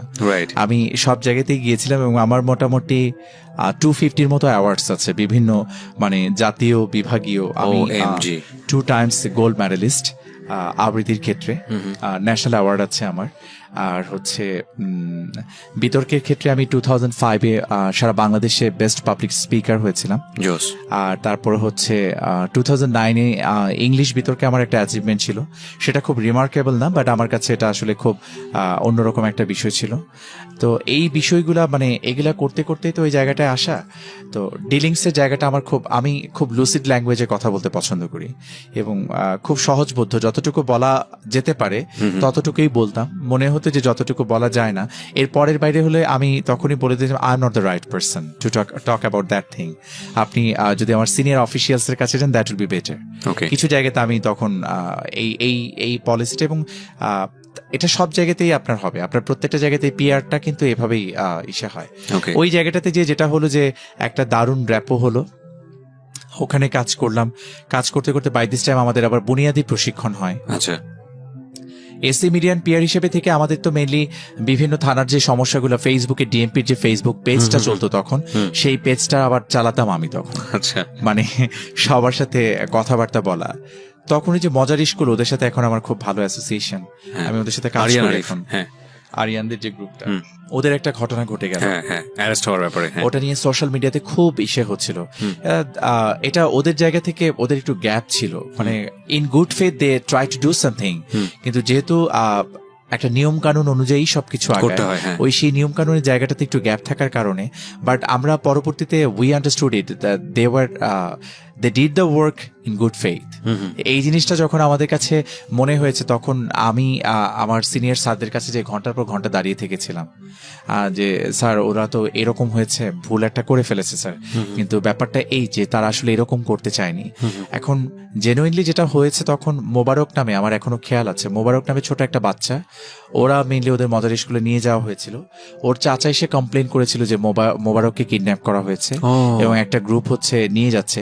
এখন আমার কাছে বাদী আছে, ভিকটিম আছে, আবার আরেকটা পক্ষ আছে, এবং ওরা যে জায়গাটায় করছিল সেখানকার লোকাল যে পুলিশ স্টেশন, তারাও ওদের সম্পর্কে ওয়াকিবহাল ছিল না। এবং এর পাশাপাশি যেখানে ওরা চালাতো এই কার্যক্রম, সেখানকার লোকজনও কোনো পজিটিভ রিমার্কস দেয়নি। আশপাশের লোকজনের তো মানে মাঝে মাঝে থাকে না যে কয়েকজন দুই একজনের যে একটু দেখি না অন্যরকম বলে কি হয়, এটা আমি জানি না, স্বভাবজাত ভাবে আমরা কেউ আবার একটু পরশ্রী কাতর, মানে এটা কিন্তু আপনি বিশ্বের আর কোথাও দেখবেন না। আমাদের এশিয়ানদের মাঝে কিন্তু এই বিষয়টা একটু খুব ন্যাচারালি এটা চলে আসে, কেউ ভালো করলে আমরা সহ্য করতে পারি না। এক্স্যাক্টলি। তো পরে যেটা হলো যে ওদের সম্পর্কে ওখান থেকে আরো কিছু নেগেটিভ রিমার্কস দিল। এই নেগেটিভ রিমার্কস দেওয়ার কারণে পুলিশ একদম লজিক্যালি, লিগালি, রেশনালি মুভ করলো, যে যেহেতু মোবারকের চাচা এসে মামলা করতে যাচ্ছে, মামলা হলো, ভিকটিম আছে, ভিকটিম উদ্ধার হলো। পরবর্তীতে মানে নানা লোকজন নক করা শুরু করলো যে তারা করছে, এত ভালো কাজ করছে, আপনাদের দেখা হচ্ছে। এখন যেটা হয় যে এই জায়গাটা একটু ক্লিয়ার হওয়া উচিত যে পুলিশের কাছে তো আসলে কোনো দৈব শক্তি নাই, বা পুলিশ তো আসলে ফেরেশতা না যে কারো মনের ভিতরে যে বুঝে ফেলবে যে তার আসলে কোনটা কাজ করছে। আমার চোখের দৃষ্টিতে যেটা দৃশ্যমান, আশপাশ থেকে যেটা আমি শুনবো, তার উপর ভিত্তি করে কিন্তু প্রাথমিকভাবে আমাকে আগাতে হবে 100%। এবং যখন আমি বিভিন্ন জায়গা থেকে যখন এভিডেন্স পাওয়া শুরু করলাম যে ওরা আসলে খুব পজিটিভ কাজ করতে যাচ্ছে, একটা ভালো কাজ করতে যাচ্ছে, তখন আমি আমার তখনকার ডিসি স্যার ছিলেন মুনতাসির স্যার, স্যারের রুমে যে আমি বারবার দাঁড়িয়ে থাকতাম, আর স্যারকে দিয়ে অন্যান্য সিনিয়র স্যারদেরকে কল করাতাম যে স্যার এটা একটু দেখেন, এটা একটু দেখেন। তারপর তো আলহামদুলিল্লাহ ওরা একটা সময় পরে বের হয়ে আসলো। সেই সময় বিভিন্ন চ্যানেল, বিভিন্ন পত্রিকার অনেক সিনিয়র বড় ভাইরা আমার কাছে এসেছিলেন, আমি নামগুলো এই মুহূর্তে বলছি না। ওনারা বিভিন্ন সময় ওনাদের ফেসবুকে স্ট্যাটাস দিয়েছিলেন আমাকে নিয়ে। তো আরিয়ানরা জানতো না যে ওদের জন্য কোনো একজন অফিসার একটু কাজ করেছিলেন। এখন সে ব্যক্তিটাকে এটা ওরা জানতো না। এটা ওদের কাছে ক্লিয়ার হয়েছিল প্রায় 5-6 মাস না 3-4 মাস পরে। আচ্ছা, একজন বড় ভাই বলেছিলেন আর কি যে এই কাজটা হয়েছিল আর কি। তারপর থেকে ওরা আমাকে মানে এতটাই আপন করে নিল, মানে অনেক সম্মান করে, হ্যাঁ, পাগল হয়ে গেল আমার জন্য। এবং আমি ওই বাচ্চাগুলোর মাঝে আমি গেলে মানে আমি নিজেকে হারিয়ে ফেলি আসলে। ওনার আইডিতে গেলে আসলে উনি যে কথাগুলো বলছে তাহলে আপনারা ইন ডিটেল বুঝতে পারবেন যে আসলে কি নিয়ে কথা বলছে। মজার স্কুল বাংলাদেশে এখন একটা খুব গুরুত্বপূর্ণ একটা ব্র্যান্ড আমি বলবো, যে তারা পথ শিশুদেরকে নিয়ে কাজ করে এবং সারা বাংলাদেশ ব্যাপী তারা কাজ করছে এবং এত ইন ডিটেলে কাজ করছে, এদের জন্য আসলে আপনি দেখলে দোয়া ছাড়া আর কিছুই আসবে না। সো যেটা বলার আছে সেটা হলো যে আপনারা যদি ওনাকে মানে ফলো করতে চান বা ওনাকে ফ্রেন্ড রিকোয়েস্ট পাঠাতে চান, ওনার সঙ্গে কানেক্ট থাকতে চান, তাহলে আপনারা চলে আসবেন আমার পেজটিতে এবং আমি আমার পেজটিতে ইফতেখারুল ভাইয়ের আইডিটি শেয়ার করে দিয়েছি। পেজটির ঠিকানা হচ্ছে www.facebook.com/kibria.rj। আমি আবারও বলছি www.facebook.com/kebria.rj। পেজটি আছে আরজি কিবরিয়া নামে। সো এটাই কি ফার্স্ট কাজ নাকি এর আগেও টুকটাক এরকম কাজ হয়েছে? আমি আসলে সোশ্যাল ওয়ার্ক বলতে যেটা বোঝায় সেটা আমি যখন স্টুডেন্ট ছিলাম তখন থেকেই করতাম। আমি ক্লাস 8 থেকেই করতাম। আমার এলাকায় আমার ছোট্ট পরিসরে করা যেটা ছিল।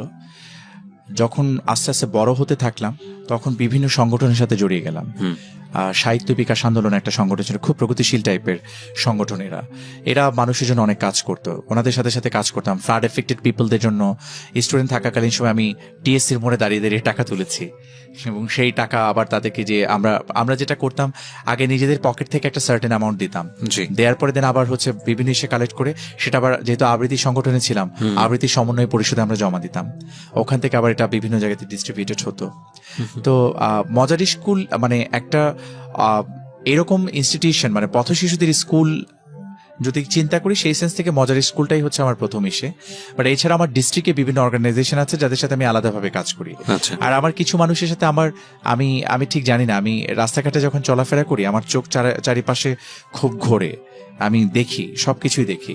এবং কখনো এমন হয় ধরেন একজন রিক্সায় আমি চড়লাম, রিক্সা চড়ার পরে আমি দেখলাম যে আমি খুব বেছে নিয়ে, সবাই যেমন একটা ইয়াং রিক্সা পুলারকে খোঁজ, আমি সেটা খুঁজতাম না। আমি দেখতাম যে সবচেয়ে বয়সী কে আছেন এখানে, আমি তাকে খুঁজতাম। এবং তাকে খুঁজে আমি জানি না, আমি হুমায়ুন আহমেদের বই প্রচুর পড়তাম তখন। আমার মাথায় মাঝে মাঝে ওনার বইয়ের মধ্যে কিছু এক ধরনের ইসে থাকতো না, একটু পাগলামি টাইপের কিছু বিষয় থাকতো, ওগুলা ঠিক ওইভাবেই আসছে কিনা জানি না। আমার হঠাৎ করে মনে হতো যে আমি ওনাকে আমার নাম্বার দিয়ে দিব, আমি নাম্বার দিলে পরে ওনার সাথে আমার একটা সারা জীবনের সম্পর্ক হয়ে যায়। এরকম বিভিন্ন অঞ্চলের বিভিন্ন জায়গার বিভিন্ন ডিস্ট্রিক্টের বিভিন্ন জনের সাথে আমার গত 8-10 বছর ধরে যোগাযোগ রয়েছে। আচ্ছা, আমরা ওনাদের কাছে আমার পার্সোনাল নাম্বার আছে, ওনাদের যখনই কোনো ব্যক্তিগত প্রয়োজন, আমি তো আসলে অত বিশেষ ক্ষমতা নিয়ে আসিনি, যতটুকু আমার জায়গা থেকে মনে হয় যে করা পসিবল সেটা আমি করি। তো এইরকম রিক্সা পোলার থেকে ধরে ভিক্ষুক থেকে ধরে এরকম ইন্ডিভিজুয়ালস অনেক ক্যারেক্টার্স আছে যাদের সাথে আমার অ্যাসোসিয়েশন রয়েছে। আর অর্গানাইজেশন বলতে মজার স্কুল, ওদের ভালোবাসাটা এবং ওই বাচ্চাদের কাছে যখন যাই না, ওরা হচ্ছে ওদের প্রত্যেকের সাথে আমার আলাদা করে হ্যান্ডশেক করতে হবে, নাহলে আবার ওরা খুব কষ্ট পায়। তো প্রত্যেকটা বাচ্চাকে আমার টাচ করতে হয় এবং ওরা আমাকে খুব ভালো করে চেনে। আমি ওদের কমলাপুরের যে শাখা, ওখানে মুগদার শাখা, যেখানে যেখানে যাওয়া দরকার আমি সব জায়গাতেই মোটামুটি গিয়েছি। তো এর পাশাপাশি যেটা হয় যে নিজে যখন ক্রাইম জোনে চলে আসলাম, ওখান থেকে এসি মিডিয়ান পিআর থেকে পরে আমি আরেকটা জায়গাতে ছিলাম 8 মাসের জন্য, ওখান থেকে দেন আমি ফাইনালি ওই বুনিয়াদী প্রশিক্ষণটা সাভারে করতে হয় আমাদের 6 মাসের, ওটা করার পরে দেন আমি ডেমরাতে জয়েন করি, ডেমরা জোনে যাত্রাবাড়ি। এখন আপনি এখানেই আছেন, ওটা কত সালে জয়েন করলেন? আমি জয়েন করলাম হচ্ছে 2016 ডিসেম্বরের 21 তারিখে। আমার 1 বছর 5-6 মাসের মতো চলছে। আমার মানে আমি তো মনে করি যে ডেমরার যে এক্সপেরিয়েন্স সেটা বলতে গেলে রাত দিন মোটামুটি পার হয়ে যাবে।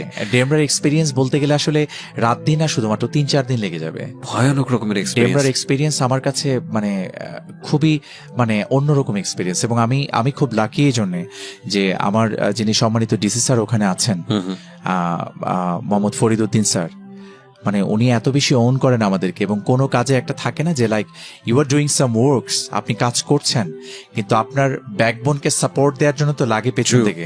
তা আমাদের যে সিনিয়র অফিসিয়ালসরা আছেন তারা ঠিক সেই সাপোর্টটাই দিচ্ছেন, এবং স্যার তো মানে যে কোনো ধরনের পজিটিভ কাজে সবসময় এপ্রিসিয়েট করবেন, এটা করো। এবং আমাদের অন্যান্য সিনিয়র স্যারা যারা পার্সোনালি চেনেন তারাও বলেন এরকম করে যে ওখানে খুব দুঃখজনক বিষয় আছে এখানে, যে এখানে কাজ করতে যে এক মাদক ব্যবসায়ীর বিরুদ্ধে মামলা হওয়ার পরে সেই মাদক ব্যবসায়ীর স্ত্রী আবার আমাকে সহ আরো কয়েকজন আমার অফিসেরই সেই স্টাফকে জড়িয়ে মানে কোর্টে যে মামলা করে দিয়েছে, এবং আমি নিজে একটা মামলার আসামিও হয়েছিলাম। মানে সেটার আবার পরবর্তীতে নিয়ম কানুন অনুযায়ী যেভাবে যায় আর কি। তো এই ধরনের সিচুয়েশনে ফেস করতে হয়, কারণ আপনি যখন একটা এলাকায় থাকবেন সবাই আপনার সাথে ভালোটাকে করতে এপ্রিসিয়েট করবে না।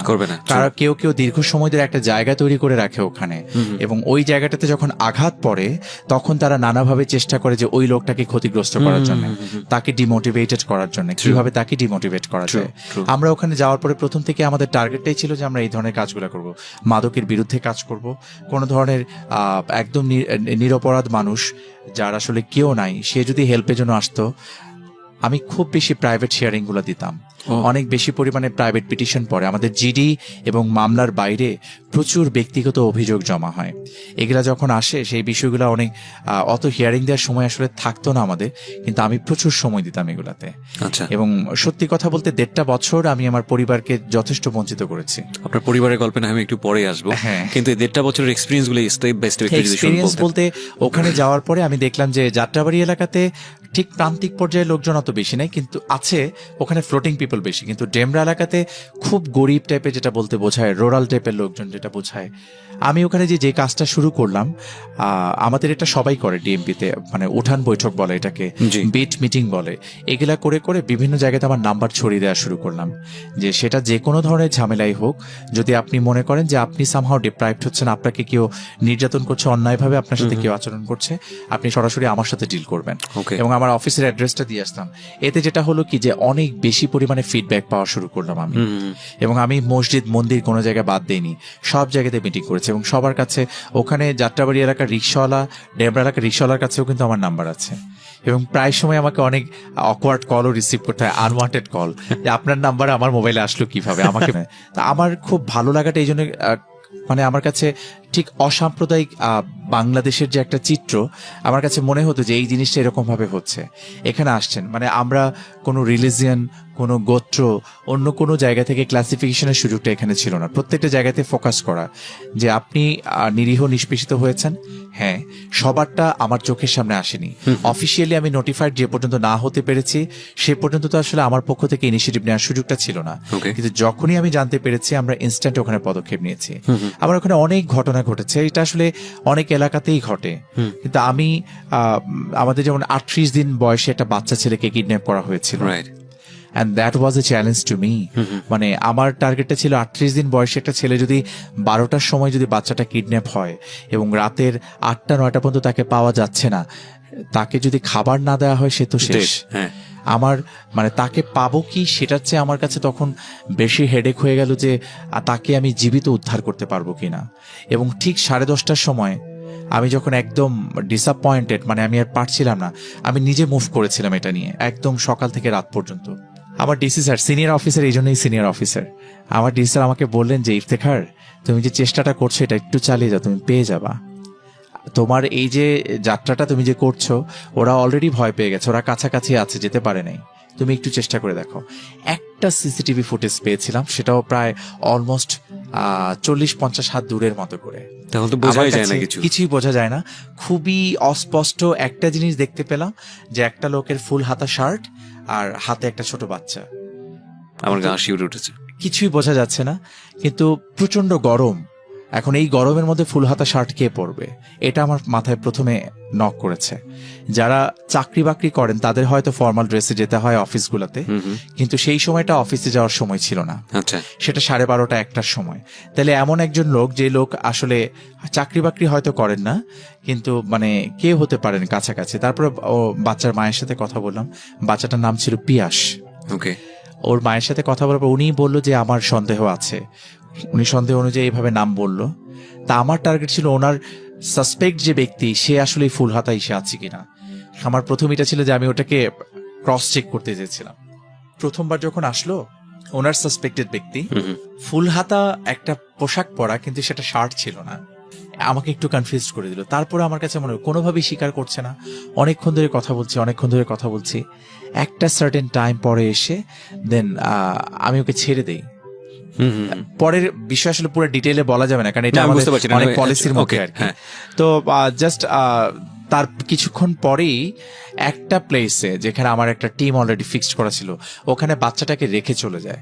বাচ্চাটাকে রেখে যখন চলে যাচ্ছে, বাচ্চাটার শব্দ করে আমার পুলিশ আর ওখানে একজন মহিলা, ওরা টের পেয়ে যায়, দৌড় দেয়। তারপর আমিও দৌড় দিই। ও বাই দিস টাইম ইলেকট্রিসিটি চলে যায়। রাতের বেলা 11টার সময় দৌড়াচ্ছিলাম, সারা সকাল থেকে তো ড্রেস পোশাক খোলারও সময় পাইনি। ওখানে দৌড়ে যে বাচ্চাটাকে যেয়ে দেখলাম আলহামদুলিল্লাহ, মানে তার সবকিছু ঠিকঠাক আছে, পালস টালস সব ঠিক আছে।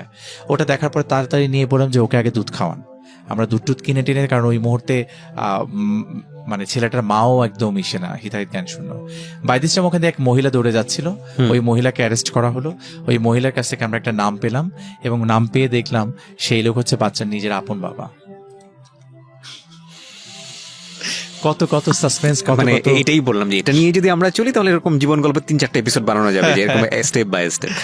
সো না, আপনি যেই ঘরানাতে ছিলেন, সংস্কৃতি অঙ্গনের মানুষ, যখন এই ধরনের, এটাকে ক্রুয়েলিটি বলবো নাকি নির্মমতা বলবো, ফেস করা শুরু করলেন, নিজের ভিতরে কি লাগছিল? প্রথম যেটা হতো কি, যে অনেক আমাদের অপমৃত্যু হয়, আপনার অনেকে ফাঁসি দিয়ে মারা যায় যারা আত্মহত্যা করেন। আমি খুব ডিসকারেজ করি, এটাকে ডেপ্রিসিয়েট করি, এবং এটা করা উচিত প্রত্যেকেরই, কারণ আত্মহত্যা কখনোই কোনো সমাধান নয়। এই মেসেজটা আসলে দিয়ে দিচ্ছে এখনই। কারণ আপনি কারো কাছ থেকে কষ্ট পেয়ে আত্মহত্যা করলেন, যার কাছ থেকে কষ্ট পেয়ে আপনি আত্মহত্যা করলেন, সে কিন্তু দিব্যি খুব সুন্দরভাবে জীবনযাপন করছে। ভুলেও যাবে, মাঝখান দিয়ে আপনি যেটা করলেন, আপনার পরিবারকে কাঁদিয়ে চলে গেলেন, এবং অনেক কিছু ক্ষতিগ্রস্ত করে গেলেন, অনেককে ক্ষতিগ্রস্ত করে গেলেন।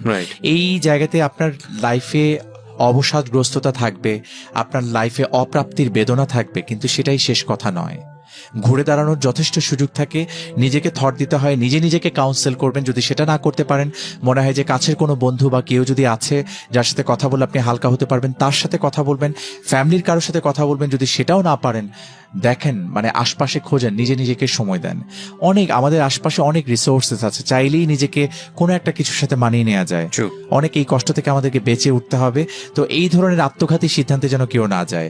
যেটা দেখতাম যে এগুলা যখন প্রথম দেখতাম, খারাপ লাগতো, মানে কেমন যেন like I can take it. এখন আমার যাত্রাবাড়ি এলাকাতে প্রায় আত্মহত্যার ঘটনা যদি আমি বলি, মাসে প্রায় কম করে 8-10টা থাকে।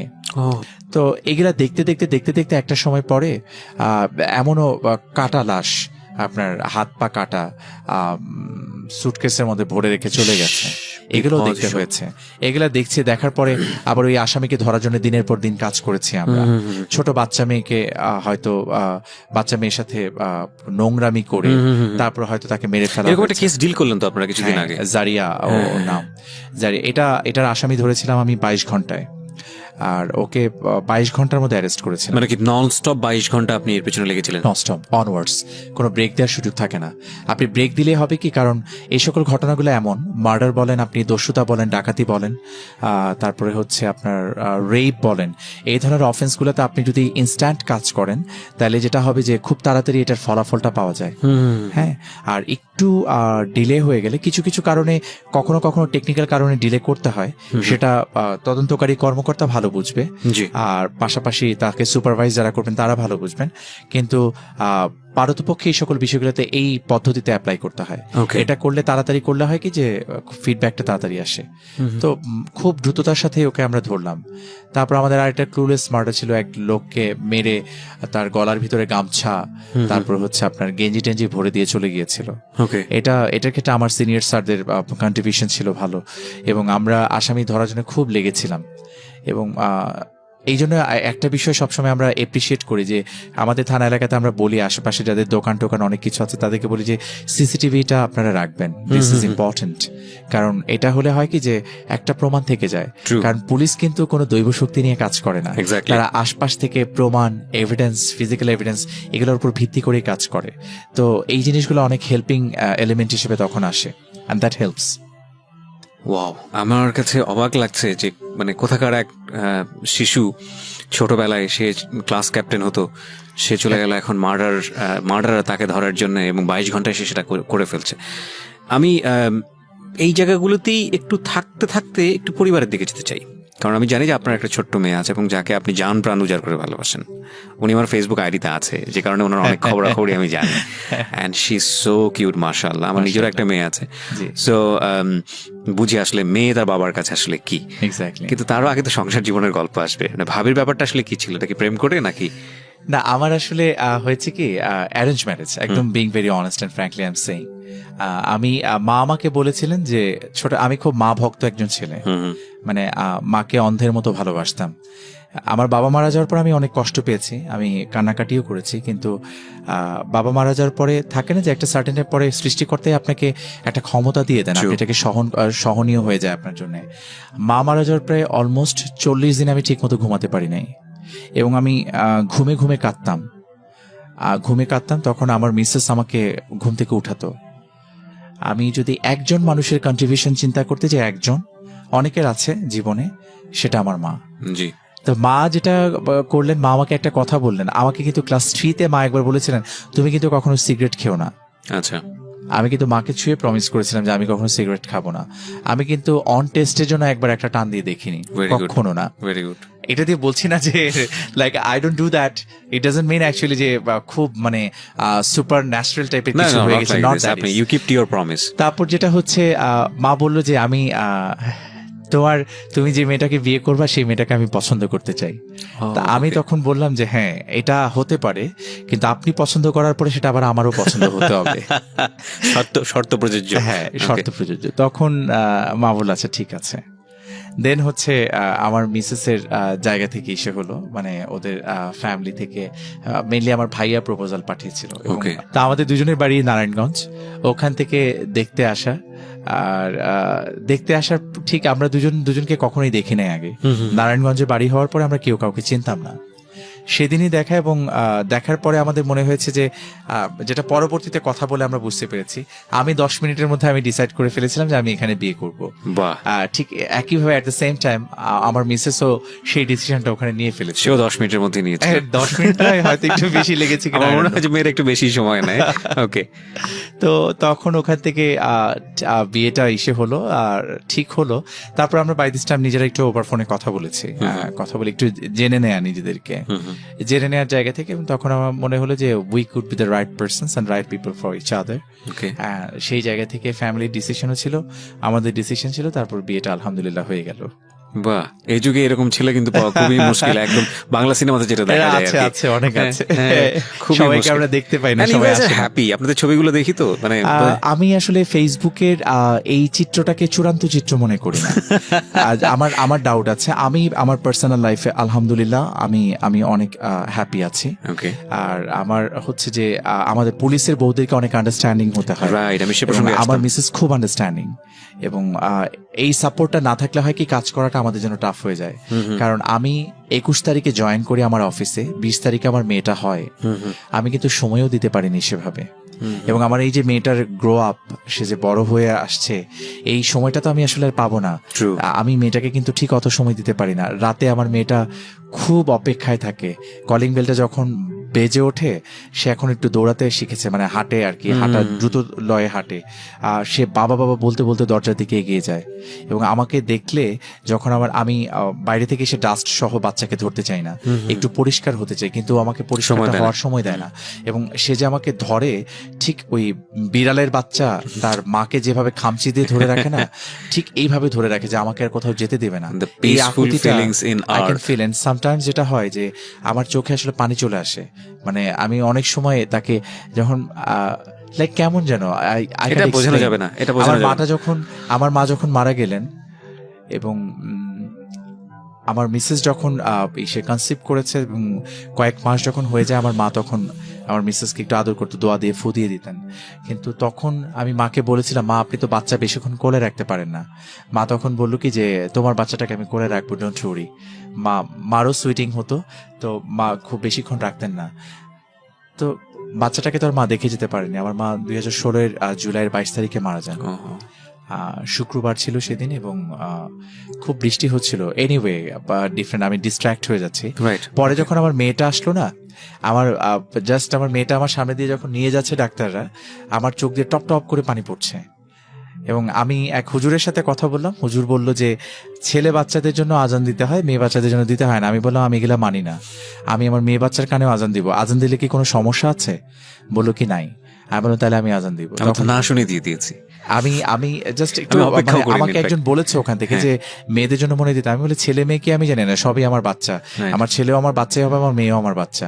আর এই ক্লাসিফিকেশন আমরা করি। তো আমি হুজুরকে বললাম যে দিলে কি সমস্যা? বলে না, দিলে কোনো সমস্যা নেই। আমি তাহলে আমি দিচ্ছি। যে তারপর যে আমি আজান দিলাম ওখানে, এবং ও খুব অবাক হয়ে তাকিয়ে দেখছিল আমাকে।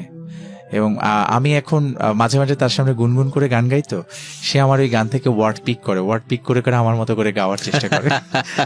বাই দ্য ওয়ে আরেকটা পরিচয় আছে ইফতে খায়রুল ভাইয়ের, সেটা হচ্ছে সে খুব ভালো গান গায়। হ্যাঁ, এবং আমি আরেকটা পরিচয় বলি, সে খুব ভালো বডি বিল্ডার। ঠিক আছে, এটা দেখা যাবে না রেডিওতে, এটা দেখানো সম্ভব না, টেলিভিশন হলে আমরা দেখাতাম। এবং সে আসলে হ্যাপি ম্যান, তার মুভমেন্ট, তার চিন্তা ভাবনা সবকিছুর দিক থেকে সে হ্যাপি ম্যান। এবং একটা বিষয় আমি আপনাদেরকে গ্যারান্টি দিতে পারি, সে অনেক বেশি হেল্পফুল একজন পুলিশ অফিসার। তো এই জায়গাটা থেকে আপনাদের জন্য আজকের এই বাস্তব জীবনে মানে একটু ইমোশনাল মানুষ, আমার মধ্যে সেন্সিটিভিটি আমাকে খুব ছুঁয়ে যায়। হওয়া উচিত।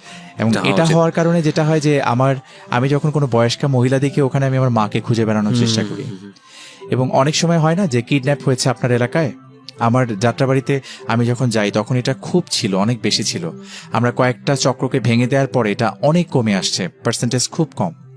তো যখন হতো দেখা যাচ্ছে আমি লাঞ্চ করতে পারছি না, 4:30 বাজে, মাত্র লাঞ্চ করব, বসছি, এখন করব, টেবিলে নিয়ে বসছি, সেই সকালে খাবার নিয়ে এসেছি বাসা থেকে, ওই খাবার তো ইতিমধ্যে ঠান্ডা হয়ে গেছে, এখন ওটা খেতে যাব, ঠিক সেই মুহূর্তেই একজন এসে বলছেন যে স্যার আমার ভাইকে কিডন্যাপ করে নিয়ে গেছে আর টাকা পয়সা চাচ্ছে। কখনো কখনো হয় না যে আপনার হিউম্যান নেচারে যে আমি খাবো, খেতেও পারছি না, তখন আমি হয়তো বললাম যে ঠিক আছে আপনি একটু ওয়েট করেন, আপনি একটু বসেন। এটা বলতে বলতেই পর মুহূর্তে আমার মনে হয় যে এখানে যদি আমার ভাই থাকতো, আমি কি এখন এই 1 স্পুন রাইসকে আমার মুখে দিতে পারতাম কিনা? যদি নাই দিতে, তখন বলি আচ্ছা আপনি আসেন, তারপর ডিটেলস নিই, কারণ আমার জায়গা থেকে অনেক ফাস্ট মুভ করা পসিবল, যেটা অন্য কারো জায়গা থেকে পসিবল না। তো সেই জায়গা থেকে তখন কিছু কিছু জায়গাতে মানে মনে হয়ে যায় যে এইভাবে।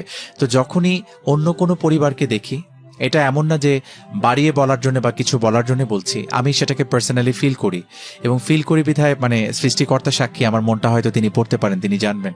আমি ঠিক সেভাবেই দেখি, এবং দেখার সাথে সাথে যখন মেয়ে আসলে বোন, ভাই, ছেলে আসলে ভাইয়ের মতো, এরকম করে করে দেখে দেখে আবার অনেক উল্টাপাল্টা টাইপের লোকজনও আমাদের কাছে আসেন। তার সাথে আবার যেই কঠোরতা দেখানো দরকার হয় সেটা আমি সেই সময় আবার দেখাই, কোনো পরিমাণ ছাড় আমি ওখানে দিই না। তো এই ক্ষেত্রে মানে আমার কিন্তু যাত্রাবাড়িতে একটা এই কাজটা আসলে আপনি লিগ্যাল পার্সপেক্টিভ থেকে খুব বেশি গুরুত্ববহ কিনা আমি জানি না, কিন্তু আমার স্যাটিসফ্যাকশনের জায়গা থেকে এটা অনেক ঊর্ধ্বে আমার কাছে মনে হয়। আমি এই পর্যন্ত 40 থেকে 45 জন নিখোঁজ ব্যক্তিকে তাদের পরিবারের কাছে হ্যান্ড ওভার করেছি এই যাত্রাবাড়িতে এই 1.5 বছর সময়ে। এখানে মানসিক ভারসাম্যহীন লোক ছিল, আর রোহিঙ্গা নারী ছিলেন যিনি একদমই প্রতিবন্ধী ছিলেন, তার সাথে কথা বলে অং সান সুকির ছবি দেখিয়ে, মায়ানমারের আর্মিদের ছবি দেখিয়ে মানে পরিচয় বের করা, কিভাবে এসছে, সাঁতার কেটে এসছে কিনা সেটা আবার সাঁতারের ভঙ্গি করে দেখিয়ে, এবং সে লিখতে পারে কিনা তার কাছে কাগজ কলম দিয়ে অনেক পলিসি করে এই জিনিসগুলোকে বের হতে হয়। এবং আমি যে ছোটবেলায় যে বাচ্চাদের সর্দার ছিলাম, এটা আমার এখানে বাচ্চাদের সাথে খুব কাজে দেয়। একটা ট্রমাটাইজড বেবি যখন আমার কাছে আসে, আমার কাছে মনে হয় না যে ওর মা বাবার কাছেও ঠিক এতটা সেফ ফিল করে যতটা আমার কাছে করে। কারণ আমার রুমে আসলে আপনি দেখতে পাবেন আমার এখানে 2 বক্স চকলেট থাকে। এই চকলেটসগুলো অলওয়েজ আমি বাচ্চাদের জন্য রাখি। বাচ্চা যাই হোক, চকলেট সে ভালোবাসে। আমি একটা বাচ্চা ধরেন হারিয়ে গেছে, কাঁদতেছে, হাউমাউ করে কাঁদতেছে, ও আসার সাথে সাথে আমি চকলেটগুলো এইভাবে যখন ধরি, ও কাঁদতেছে, কাদার মাঝখান থেকে চকলেটগুলো নিচ্ছে, নিয়ে আবার পকেটে ঢোকাচ্ছে।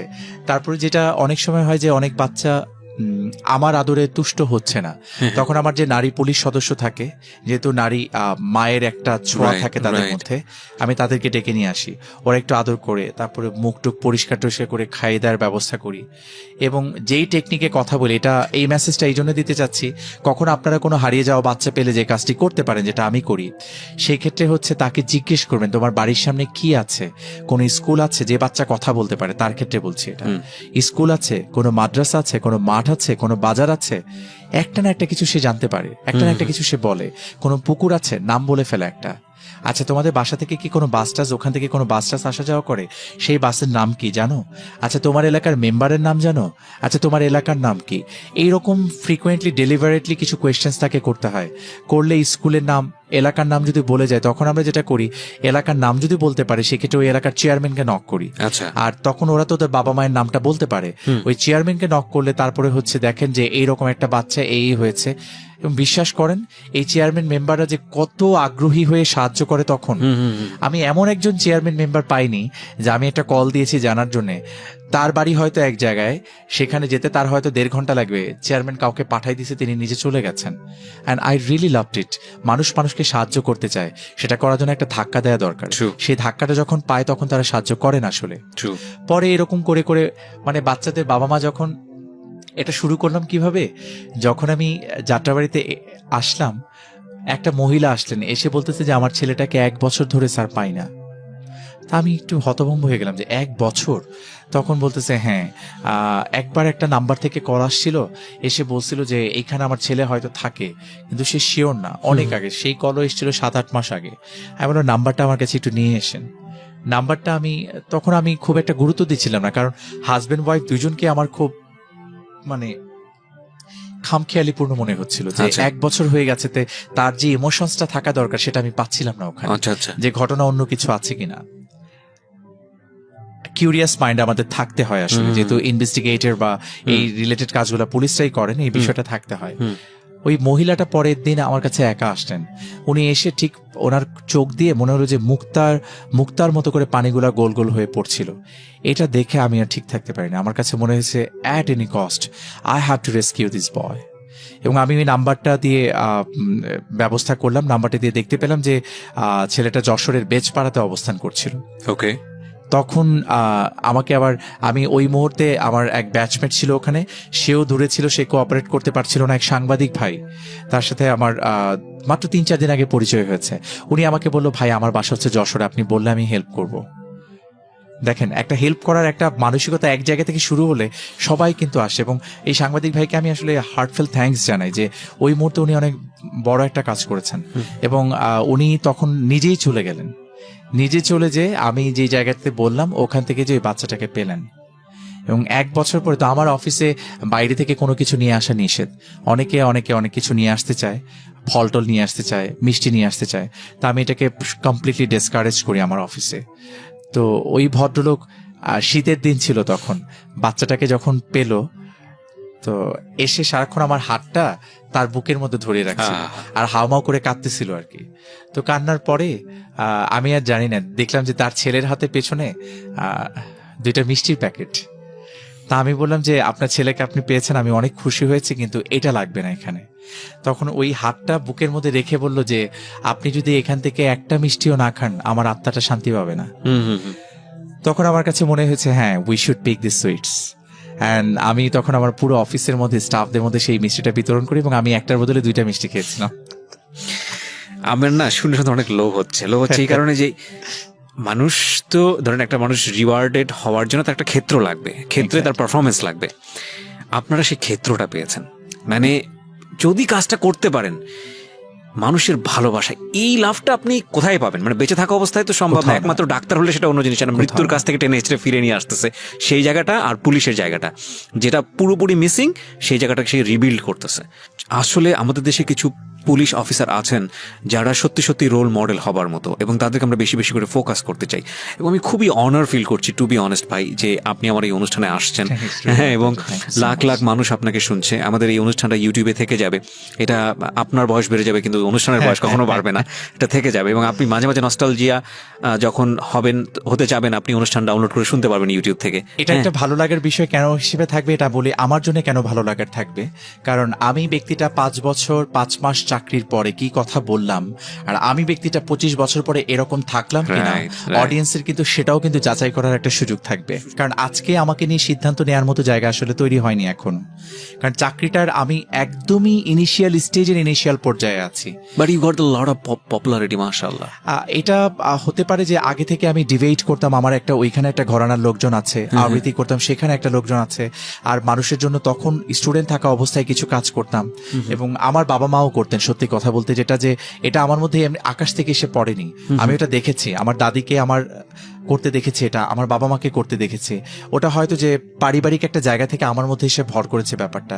হয়তো তারা আমার মতো সুযোগ পেলে তারা আমার চেয়ে আরো বেশি হয়তো করতেন, বা আরো অনেকে হয়তো করেন, যেটা হচ্ছে পাত প্রদীপের আলোয় আসলে সবসময় আসেন না, মানে এই বিষয়গুলোকে তুলে আনা হয় না, বা তারা হয়তো সোশ্যাল মিডিয়াতে অ্যাক্টিভ না, তাদের জিনিসগুলো দেখা যায় না আমাদের। এবং ট্রাস্ট মি, যে আপনি যে পারসেপশনের কথা বললেন, ইটস বিং চেঞ্জড।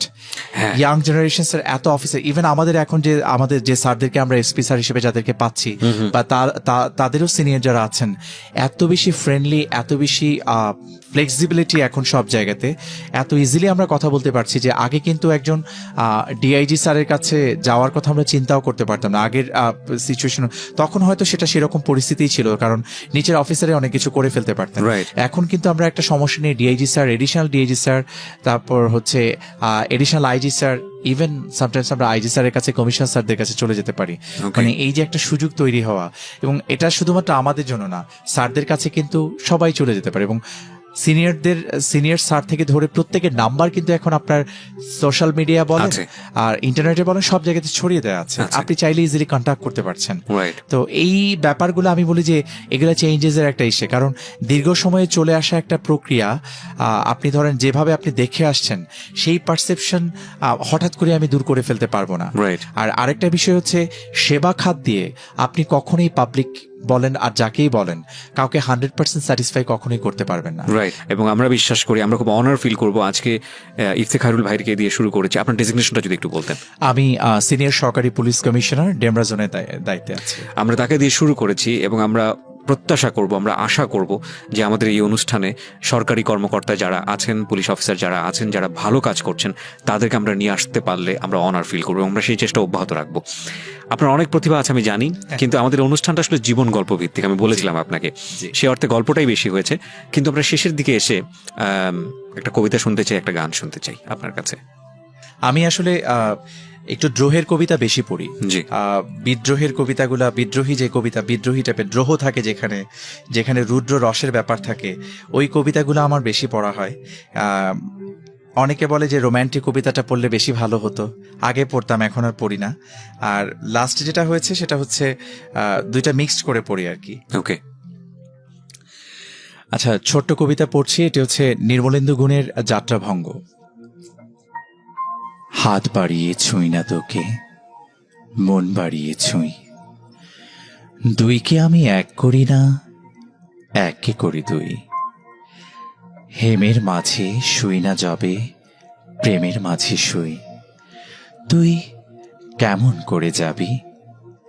পা বাড়ালেই পায়ের ছায়া, আমাকে তুই পাবি, তবুও তুই পাবি, তবুও তুই বলিস যদি চাই, দেখবি তোর সম্মুখে পথ নাই, তখন আমি একটু ছুঁব, হাত বাড়িয়ে জড়াবো তোর বিদায় দুটি পায়ে, তুই উঠবি আমার নায়ে, আমার বৈতরণী নায়ে, নায়ের মাঝে বসবো বটে, নায়ের মাঝে শোব, হাত দিয়ে তো ছোব না মুখ, দুঃখ দিয়ে ছোব,